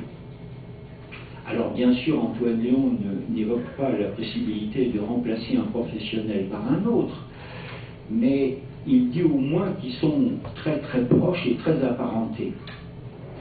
Alors, la question que je vais me poser, et à laquelle je vais essayer de répondre, c'est de comprendre pourquoi cette préface d'Henri Vallon. Parce que, comme vous le savez, les préfaces ont pour but en général de faire l'éloge ou de présenter le travail d'une personne qu'on estime. Bon, en tous les cas, moi c'est comme ça que je la conçois. Hein. Et donc là, il y a un caractère un peu particulier. Alors, c'est essentiellement à cette question-là que j'ai voulu répondre. Et je n'ai pas la possibilité, et je n'ai pas voulu aller très au-delà. Hein. Parce que cette question-là m'intéressait particulièrement. Hein. Bon, mais je comprends bien qu'on puisse s'intéresser à d'autres questions. Alors, j'en ai déjà parlé en 1982, j'essaye de parler de mes activités, dans un très court texte qui avait eu l'intérêt d'être publié ultérieurement dans le bulletin de la COF et la revue Psychologie scolaire, qui s'appelait « La création du corps des psychologues scolaires en 1944 et la question des aptitudes et de la division du travail ». C'était à l'époque où je travaillais avec Jean-Pierre Serre, Yves Clos et d'autres à l'Institut de recherche marxiste. Alors ce livre, ce tout petit livre, dans ce tout petit livre, il commence par décrire et commenter l'évolution des conceptions de l'orientation professionnelle en France. Une sorte d'histoire de l'orientation professionnelle qui est habituelle dans les ouvrages où on se cherche un passé, on se cherche une tradition. Et Antoine Léon a fait ce travail assez souvent pour justifier et pour étayer, bien sûr, ce qu'il apportait de nouveau, en le rattachant à une histoire. Alors, cette histoire, elle correspond à l'opposition de deux conceptions. C'est entre parenthèses, c'est une histoire qui me semble à moi extrêmement intéressante et qui ouvre beaucoup de perspectives dans l'analyse. Il y a donc deux conceptions, une conception diagnostique qui se rattache à Alfred Binet et qui comprend, comme vous le savez, trois propositions: connaissance de l'enfant, analyse de la profession, adaptation des deux. On n'a rien trouvé de bien nouveau depuis. L'autre est une conception éducative qui peut se définir, et là je cite, par la notion de participation active de l'enfant à la construction de son avenir professionnel. Dans un deuxième chapitre, il analyse les conditions du choix professionnel. Dans un troisième, les objectifs éducatifs et les formes pédagogiques de l'orientation professionnelle. Une quatrième, qui est intéressante peut-être à développer, où il aborde les moyens pédagogiques de l'orientation professionnelle, les programmes scolaires, les films et visites d'établissement, l'information des maîtres. Alors tout ça était des éléments très nouveau à l'époque. Bon, évidemment, pour nous, aujourd'hui, c'est vraiment des banalités. L'information des maîtres, de la famille, du grand public, l'intégration des moyens d'information dans un programme d'ensemble. Et la cinquième développe les résultats de quelques contrôles psychopédagogiques. Parce que dans le plan Langevin-Wallon, par exemple, la psychologie scolaire est introduite comme un contrôle psychologique. C'est-à-dire que c'est le terme de contrôle qui est indiqué. Alors, qui donne un sens aujourd'hui assez particulier, parce que le fait d'être contrôlé a une image quand même assez négative, parce que si on a besoin d'être contrôlé, c'est que les choses ne sont peut-être pas parfaites. Et donc, dans l'orientation professionnelle, c'était un souci à l'époque extrêmement important, c'est-à-dire qu'on avait une activité, mais on voulait en permanence montrer son efficacité, son effectivité et ses résultats. C'est-à-dire que ça ne consiste pas à faire un discours et puis à passer à un autre discours, mais à voir les effets que ça produit. Et je crois que c'était un souci extrêmement important. Alors, ça c'est le cinquième chapitre. Et il concluait ce livre de la manière suivante, qui ouvre quand même pas mal de perspectives. L'intervention du conseiller contribuerait à réaliser l'idéal d'une orientation professionnelle continue. Elle faciliterait ainsi l'autodétermination d'individus capables de s'adapter au monde du travail en participant consciemment aux transformations techniques et sociales qu'impose tout progrès. C'est-à-dire des jeunes qui soient à la fois des hommes, des citoyens et des futurs travailleurs, comme c'était dit vivement à l'époque. Alors, dans cette préface d'Henri Wallon, il y a toute une série de points de désaccord avec le livre même d'Antoine Léon.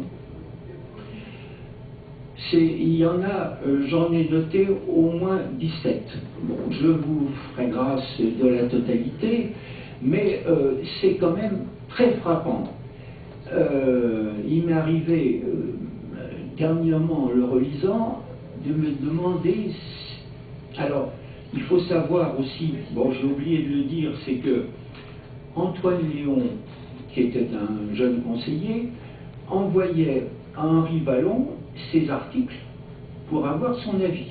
Et donc on a les restes d'une correspondance d'Henri Wallon approuvant les articles d'Antoine Léon.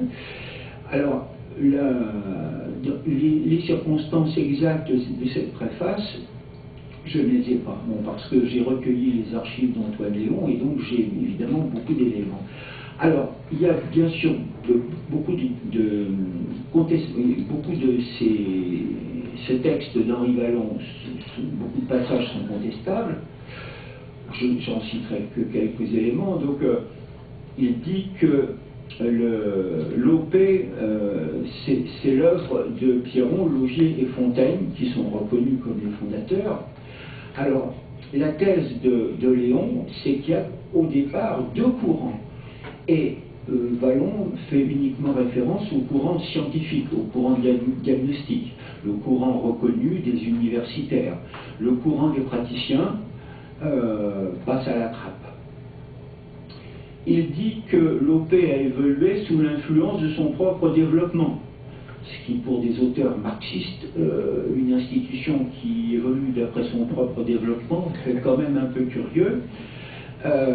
Antoine Léon parle des impératifs économiques et sociaux. Henri Wallon parle d'Antoine Léon comme un technicien de l'OP. Alors il faut savoir qu'à l'époque, les acteurs de l'OP étaient des techniciens.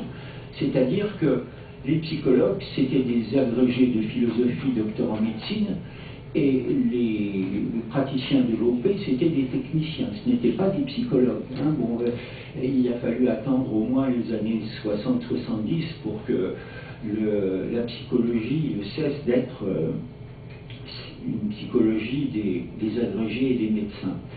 Alors, il parle aussi du fait que l'OP s'est développé à partir de ses propres expériences, il ne met pas du tout en valeur le fait que le livre d'Antoine Léon est aussi l'œuvre d'un certain nombre de ses collègues. Et il y a eu dont Henri Chaudagne, qui aurait pu être parmi nous aujourd'hui, René Baquet, qui était aussi un conseiller, et puis une autre collègue, qui ont travaillé très efficacement pour un certain nombre d'articles. Ce n'était pas une œuvre individuelle. Alors, il dit aussi que la fabrication des tests n'a pas d'abord capté tous les soins des orienteurs. Il y a comme une histoire tronquée de l'orientation professionnelle. Alors, c'est évidemment tout ce qu'il y a de plus difficile à comprendre. Alors, pour le comprendre, j'ai essayé de faire un certain nombre de détours. Alors, d'une part, par les conflits entre Antoine Léon et Henri Pierron. Alors, je ne vais pas être exhaustif parce qu'à partir de 1951-52, les interventions d'Antoine Léon ont toutes marqué une opposition aux idées dominantes de l'OP de l'époque et donc à celle d'Henri Pierron. Alors, je signale quand même que dans son livre, dans l'introduction de son livre, Antoine Léon écrit qu'il notre reconnaissance va enfin à monsieur le professeur Henri Vallon, dont l'œuvre psychologique et pédagogique a été un guide constant pour l'élaboration de nos idées. C'est ce qu'écrit un conseiller du service de recherche de l'INETOP, en passant sous silence Henri Pierron. Bon. Dans son livre, Henri Vallon est cité sur 15 pages et Henri Pierron sur 2, et pour des notions d'assez peu d'importance. Par ailleurs, en 1979, Antoine Léon a publié une étude, la seule de ce type dans son œuvre, qui s'appelle Psychopédagogie scientifique et humanisme dans l'œuvre d'Henri Vallon, dans laquelle il indique qu'il ne saurait être question de présenter ici tout ce que nous devons à l'œuvre d'Henri Vallon. Alors, le premier conflit a été un conflit essentiellement entre le Parti communiste et Henri Pierron. Alors, je vous donne quelques éléments.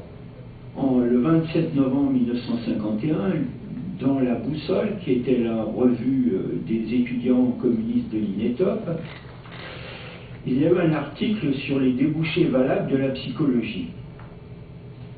Alors, ils écrivaient, ça sera d'ailleurs repris par Henri Pierron par la suite, texto, « Nous avons voulu seulement mettre en garde les inopiens, bon, à l'époque on appelait les étudiants les inopiens, soucieux de leur avenir contre une étroite spécialisation technique limitée à l'utilisation des tests. Une telle spécialisation les mènerait inéluctablement à une impasse, car il est certain que les tests d'aptitude, entre guillemets, ne peuvent se concevoir et exister que comme un mauvais palliatif à certaines des contradictions internes du capitalisme en décomposition. » C'était très à la mode, le capitalisme en décomposition à l'époque. Et il continuait, leur disparition suivra inévitablement à brève échéance celle du régime qui leur a donné naissance. Nous engageons, en conclusion, chaque inopien qui dispose de 2 ans de vie parisienne, parce que beaucoup étaient de province, bien sûr, avant de commencer à orienter du mieux qu'il pourra les enfants d'une sous-préfecture, à utiliser son temps au maximum, non pas pour s'amuser bien sûr, mais pour acquérir des connaissances dans tel ou tel domaine de son goût, en tenant compte de la réorientation qu'il devra nécessairement s'imposer dans un avenir que nous, communistes et même conseillers d'OP communistes, nous espérons très proche. C'est-à-dire que dans l'avenir, bon, comme en Union soviétique où les tests et la psychotechnique étaient interdits depuis 1936, il s'agissait de penser à autre chose. Alors, en réponse, Henri Pierron va convoquer en janvier 1952 les 2 promotions dans cet amphithéâtre. Son discours va reprendre ses textes en introduction et se conclure par une exhortation où vous considérez que l'OP n'a pas de base valable, et il dit « Et alors, que viennent-ils faire ici ?» et qu'il n'est guère honnête de venir ici prendre une place enlevée à d'autres, et de recevoir un subside de l'État pour s'engager dans une voie mauvaise qu'il considère comme une impasse. Alors, après cette exhortation, bon, qui n'a pas eu beaucoup d'effet, le ministre de l'Éducation nationale de Slovénie, à l'époque, était un ancien psychologue scolaire. Alors, il n'avait pas connu André parce qu'il était trop jeune, mais par contre, il avait des collègues qui avaient suivi les séminaires d'André à l'époque, hein, dans les années 56-57. Bon, voilà, c'est une anecdote, mais c'est pour dire aussi que, bon, il se passait des choses. Donc, les psychologues de province continuent de travailler, les psychologues des lycées continuent de travailler. C'est d'ailleurs grâce à ces psychologues des lycées hein, que s'est créée l'Association française des psychologues scolaires en 1962.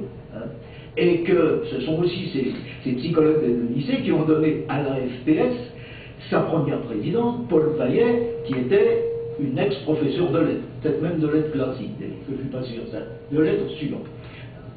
Ce sont eux aussi qui, grâce à Pierre Dague, hein, lui aussi ancien prof de lycée, que les exemplaires renéotés des premiers bulletins de l'Association française des psychologues scolaires se sont transformés en une véritable revue scientifique hein, de qualité, Psychologie scolaire, qui est devenue en 1990 la revue Psychologie et Éducation, qui existe toujours, hein, malgré ces divers changements de couleur de couverture.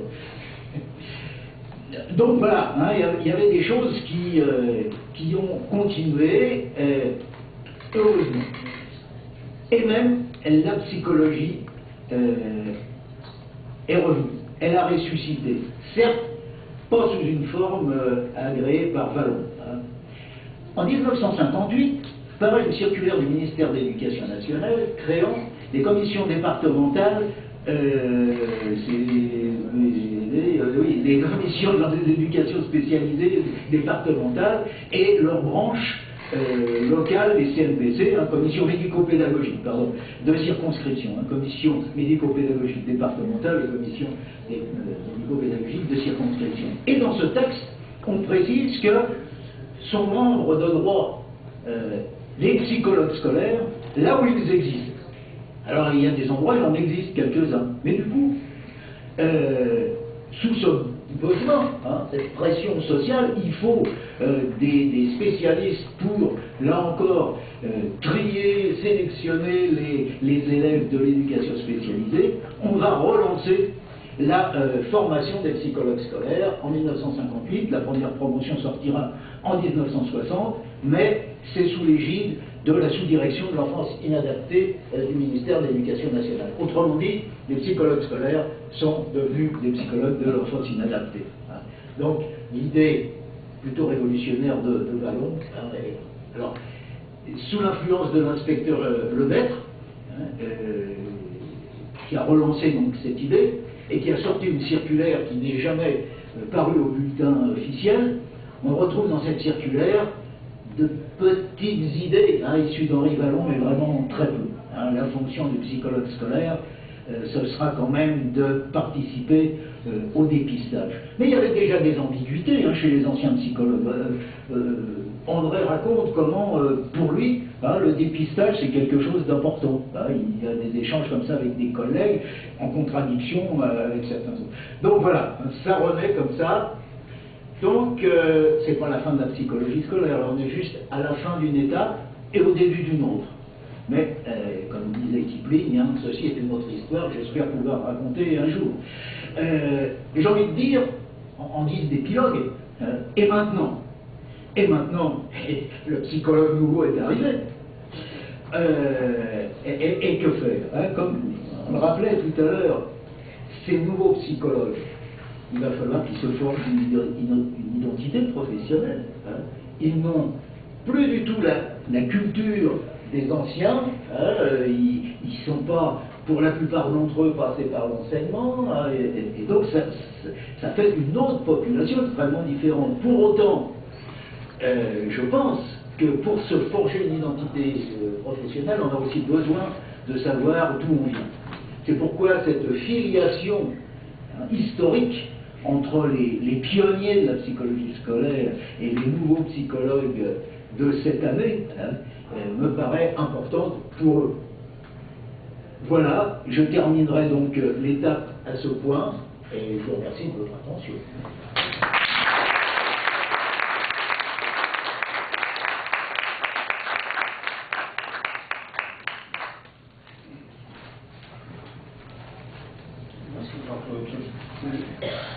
Nous avons la possibilité de faire une petite pause de 10 minutes si vous le souhaitez, comme on a un temps assez long pour échanger. Donc, avant, avez-vous des questions? Souhaitez-vous certains commentaires, précisions? Ginette, oui. Ah oui. Oui, tu veux? Oui, peut-être un numéro serait utile, ce serait mieux.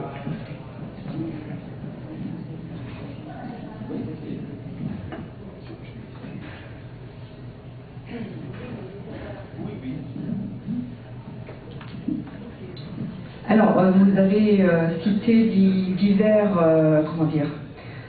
divers courants dans lesquels s'enracinait, on va dire, la psychologie scolaire et sa pratique. Vous n'avez pas cité la philosophie. Oui, et j'aurais dû toute la psychologie. Alors voilà, sauf que je pense que pour faire le lien entre l'histoire de nos métiers, de la profession de psychologue plus largement, on ne peut pas, dans l'école, ne pas interroger les liens avec la philosophie et notamment le corps des enseignants en philosophie. Voilà, puisque quelque part c'est presque eux qui enseignent la psychologie à l'école. Voilà. Donc ça c'est, mais on y reviendra peut-être. C'est un peu une de mes marottes. La deuxième, parce que je pense que ça nous permet peut-être de penser autrement la difficulté, les freins, les allers-retours que la profession a eu du mal, voilà, qui ont fait que la profession a du mal à être reconnue et installée dans le paysage de l'éducation nationale. Ma deuxième question, du coup je l'ai oubliée. Si, c'était, mais c'est vraiment un détail très pratico-pratique. Les premiers psychologues scolaires que vous citez, sous quel, donc ils étaient issus du corps enseignant, mais sous quel, comment techniquement avaient-ils des postes? Est-ce que c'était des postes entiers ou est-ce qu'ils faisaient ça, on va dire, de façon à la marge, en prenant sur eux-mêmes les missions qu'on leur donnait? Par qui leur étaient données ces missions? Puisqu'il y a un problème visiblement de reconnaissance.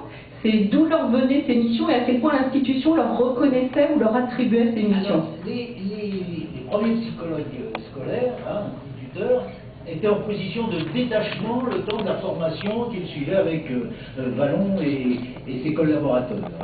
Et ensuite, ils étaient nommés, alors en principe, dans le poste qu'ils avaient quitté comme instituteurs, mais pas toujours. Mais c'était... Donc ils suivaient, je dirais, la règle qui s'appliquait à tous les instituteurs à l'époque.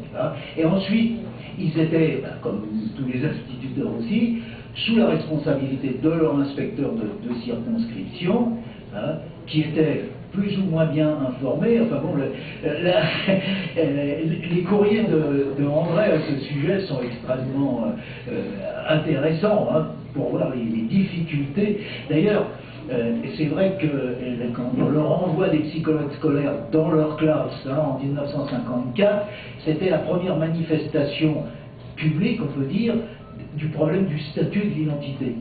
Mais dans une lettre de 1946, adressée par André à Zazo, il se plaint aussi de cette situation, de s'est démêlé avec l'inspecteur d'académie de l'Isère, et il dit textuellement que son statut d'instituteur est en contradiction avec ses responsabilités de psychologue.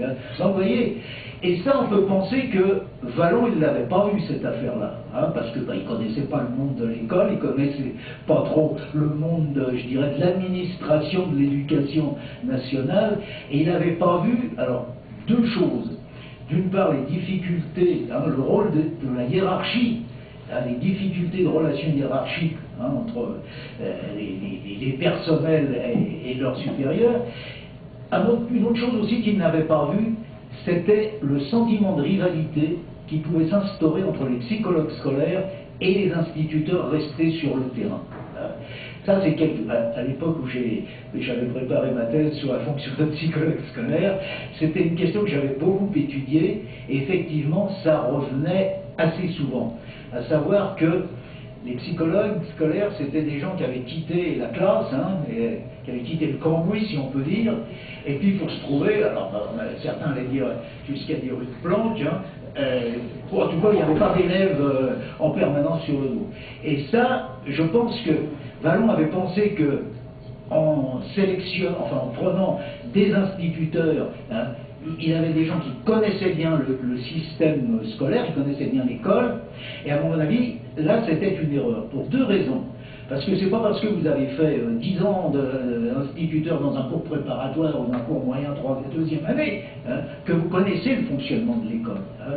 Moi, je me souviens des premières années d'institut, quand j'ai mis les pieds dans une école maternelle pour la première fois. Ah oui, comme tout le monde, hein, il a fallu que j'apprenne que l'école maternelle, ça ne fonctionnait pas tout à fait comme l'école primaire, ça peut être à cette époque-là. Bon, voilà, des choses comme ça. Hein. Et cette rivalité psychologue-enseignant, c'est quelque chose qui est, enfin, ça fait partie des freins aussi de l'installation de... parce que, bon, même s'il n'y avait pas d'augmentation de salaire pour les psychologues, pour les instituteurs qui devenaient psychologues scolaires, pour autant il y a une espèce de promotion sociale, promotion culturelle en tout cas, hein, qui marquait la différence d'une certaine manière. Alors pour en revenir à l'enseignement de la psychologie par les philosophes, bah oui, ça c'est une chose qu'on a connue de tout le temps, hein, et dans les écoles normales d'instituteurs, et dans les SP maintenant, peut-être, hein, il y a peut-être un peu plus de psychologues, je suis pas sûr, bon, voilà, ça c'est un vrai problème. Hein. Non, enfin, je voulais poser une question tout à l'heure, mais les réponses sont venues suite à la très bonne question de Madame Amici, donc je ne vais pas insister, mais quand même, je me souviens, en vous écoutant, de grands débats qui ont eu lieu dans cette maison-là, dans les années, je dirais, 70-72, dans le débat psychologue scolaire et conseiller d'orientation psychologue, et c'était des questions de salaire, que vous avez légèrement abordées tout à l'heure, les questions de temps, les questions de vacances, les questions de reconnaissance, d'admiration ou pas, selon le mot psy ou pas psy, hein, c'est par rapport à ce titre. Et je crois qu'on s'est pas mal empoigné là-dessus à cette époque, puisqu'il y en avait qui faisaient 32 heures, les conseillers d'orientation, les autres faisaient 27 heures, les salaires des COP étaient un peu plus élevés, genre PEGC, ceux des PEGC, les psychologues scolaires, les nous, on ne gagne pas assez. Et puis, comme suggérait derrière moi Micheline, les vacances. Les vacances, parce que nous, les COP, on n'est pas à toutes les vacances, et vous, les psy, vous aviez beaucoup de vacances. Bon, voilà. Donc les questions étaient abordées là, dans les réponses à... Bon, je ne suis pas une théoricienne, hein, je suis une praticienne, donc... alors, il y a cette question à vous, je vous l'ai posée, donc c'est fait. Et je voulais quand même faire remarquer à Pierre tout à l'heure, j'étais un peu étonnée que tu ne dises pas que dans ce grand corps, il y a beaucoup de femmes. Il y avait des images, moi, vous êtes 3 hommes là à la table, vous êtes super sympas, on vous adore, mais alors le corps des conseillers, des psychologues, c'est souvent des nanas, excusez-moi, hein, et on ne parle pas des femmes, on ne met jamais au féminin. Et alors moi, la première femme qui m'a formée à la suite de Micheline, c'est Huguette Desson-Fredge, elle est dans la salle. J'étais la promo de Anne-Marie Machetou et de Francine Grosbras qui sont dans la salle, et là on ne les cite pas, c'est comme si elles n'existaient pas. Personne qui vous empêche de faire un travail historique. Ah non, mais on va le faire, t'inquiète, avec les histoires de vie que j'ai introduites ici dans cette maison, grâce à Michel Hutton.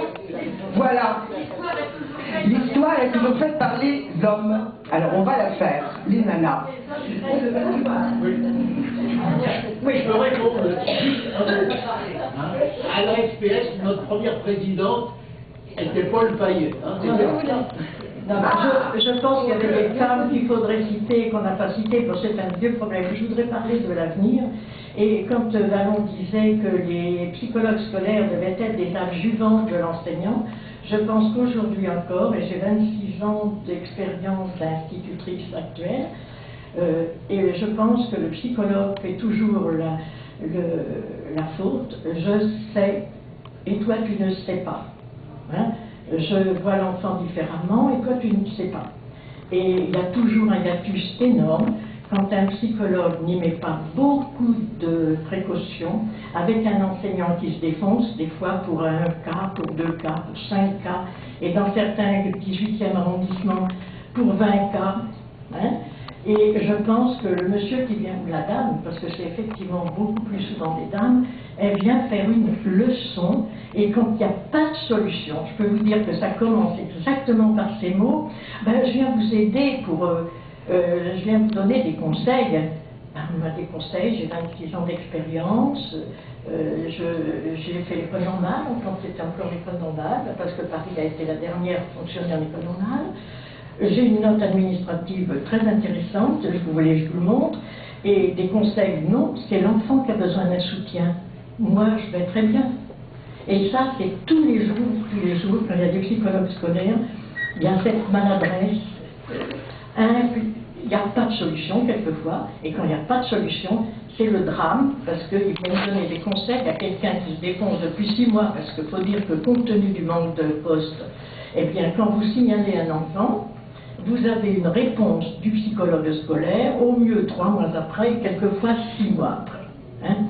Et c'est pas que je vous parle de 2016. Hein? Alors, il faut penser que bien cette phrase que vous avez dite, moi je vais l'écrire en franc, le psychologue scolaire est un adjuvant à l'enseignement. Un auxiliaire, je crois déjà. Vous avez dit adjuvant. Moi, je n'aurais jamais inventé aussi beau mot que ça. Moi, je parle très près du sol. C'était l'idée. C'était l'idée de Vallon, ça c'est clair. Hein. Oui, mais ça, c'est momentané.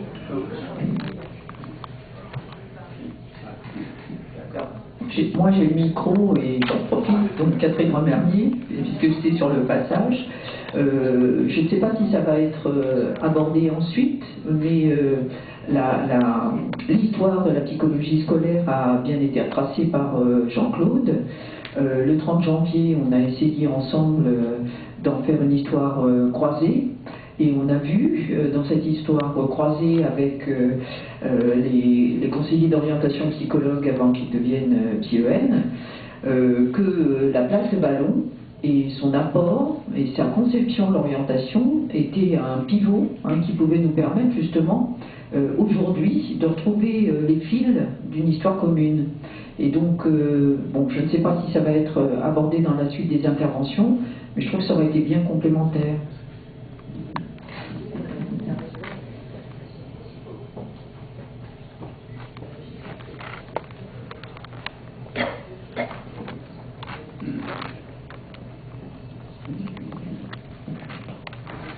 Oui, vous voulez, Roger Lécuyer, je voulais revenir au grand-père, c'est-à-dire à Binet, sur un détail, mais un détail qui me paraît important parce qu'il a eu une importance historique.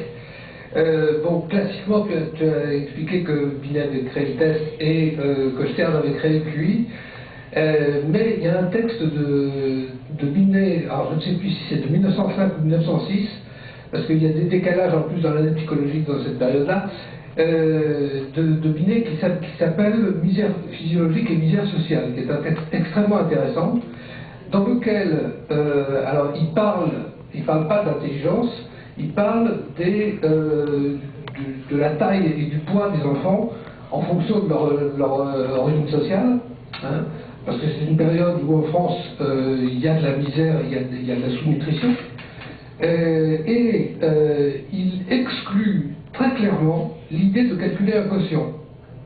Et il dit, c'est beaucoup plus clair de parler en termes d'avance, d'un mois, 2 mois, etc., que de parler en termes de quotient. Et évidemment, si on l'avait suivi, bien des choses auraient été évitées par la suite.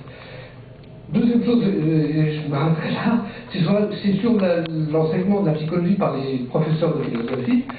Ça a été longtemps le cas, mais ce qu'il faut bien voir aujourd'hui, c'est que la psychologie n'est plus enseignée dans les lycées, du tout. Et il serait intéressant qu'elle le soit.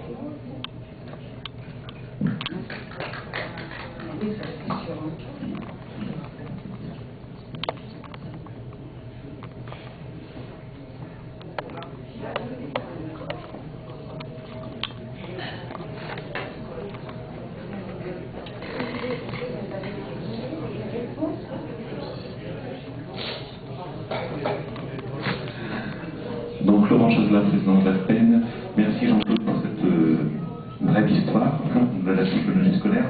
Deux petits points dans un texte de 1952 dont tu as fait référence. Henri Vallon se posait déjà la question de la reconnaissance officielle des psychologues, puisqu'il citait précisément « Ce qui manque à la psychologie scolaire, ce n'est pas le zèle de ses premiers pionniers, c'est de devenir une réalité légale, c'est de recevoir enfin son statut et d'obtenir la reconnaissance officielle. » Donc 52, déjà très tôt. Une question sur ce que tu as dit. Tu as parlé des psychologues donc, scolaires dans le second degré, notamment dans les lycées parisiens, qui était finalement un peu l'embryologie du corps des psychologues de la maternelle au secondaire. Tu n'as pas dit ce qu'ils étaient devenus. Est-ce que tu peux nous dire un peu comment cette histoire s'est terminée? Oui, elle s'est terminée, j'ai envie de dire, faute de combattants, parce qu'on n'a pas, après 54, on n'a pas reformé de psychologues du tout, ni du premier ni du second degré. Hein. Donc, par contre, ils sont restés en poste et ils ont continué de travailler jusqu'à ce que progressivement ils partent à la retraite et ne soient pas remplacés. Donc le corps, enfin le groupe des psychologues scolaires des lycées s'est éteint. 80-81. Pardon? 80-81. Oui, aussi tard que ça, il y en avait encore des. Alors là,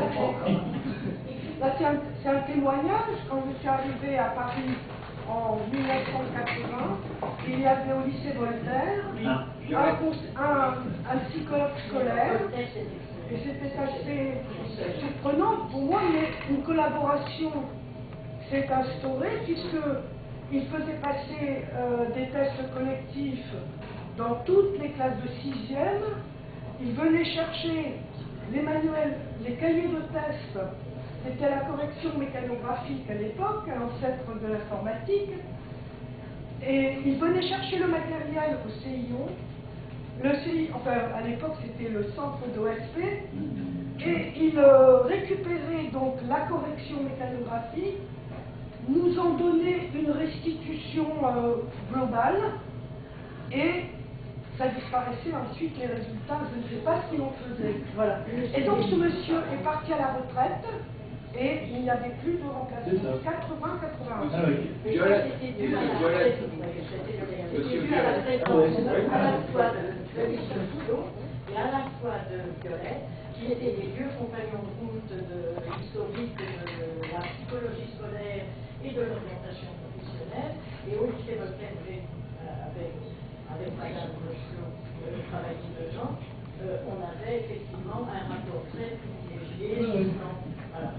Donc c'est une survivance parce que la personnalité des uns et des autres faisait que la cohabitation permettait à Violette d'être efficace et au CIO de se soulager un peu du travail de Voltaire. Moi j'ai connu Pierre Parère qui était psychologue scolaire à Louis Grand jusqu'à sa retraite, il est décédé maintenant, mais oui, non mais je dis, on les a laissés s'éteindre petit à petit là.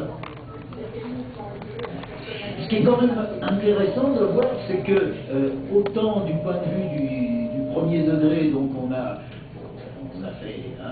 arrêté des choses, et curieusement, il devait y avoir au ministère de l'Éducation nationale, du côté de la direction des enseignements secondaires, un petit peu plus de tolérance pour maintenir les choses en l'état, sans les renouveler. Mais...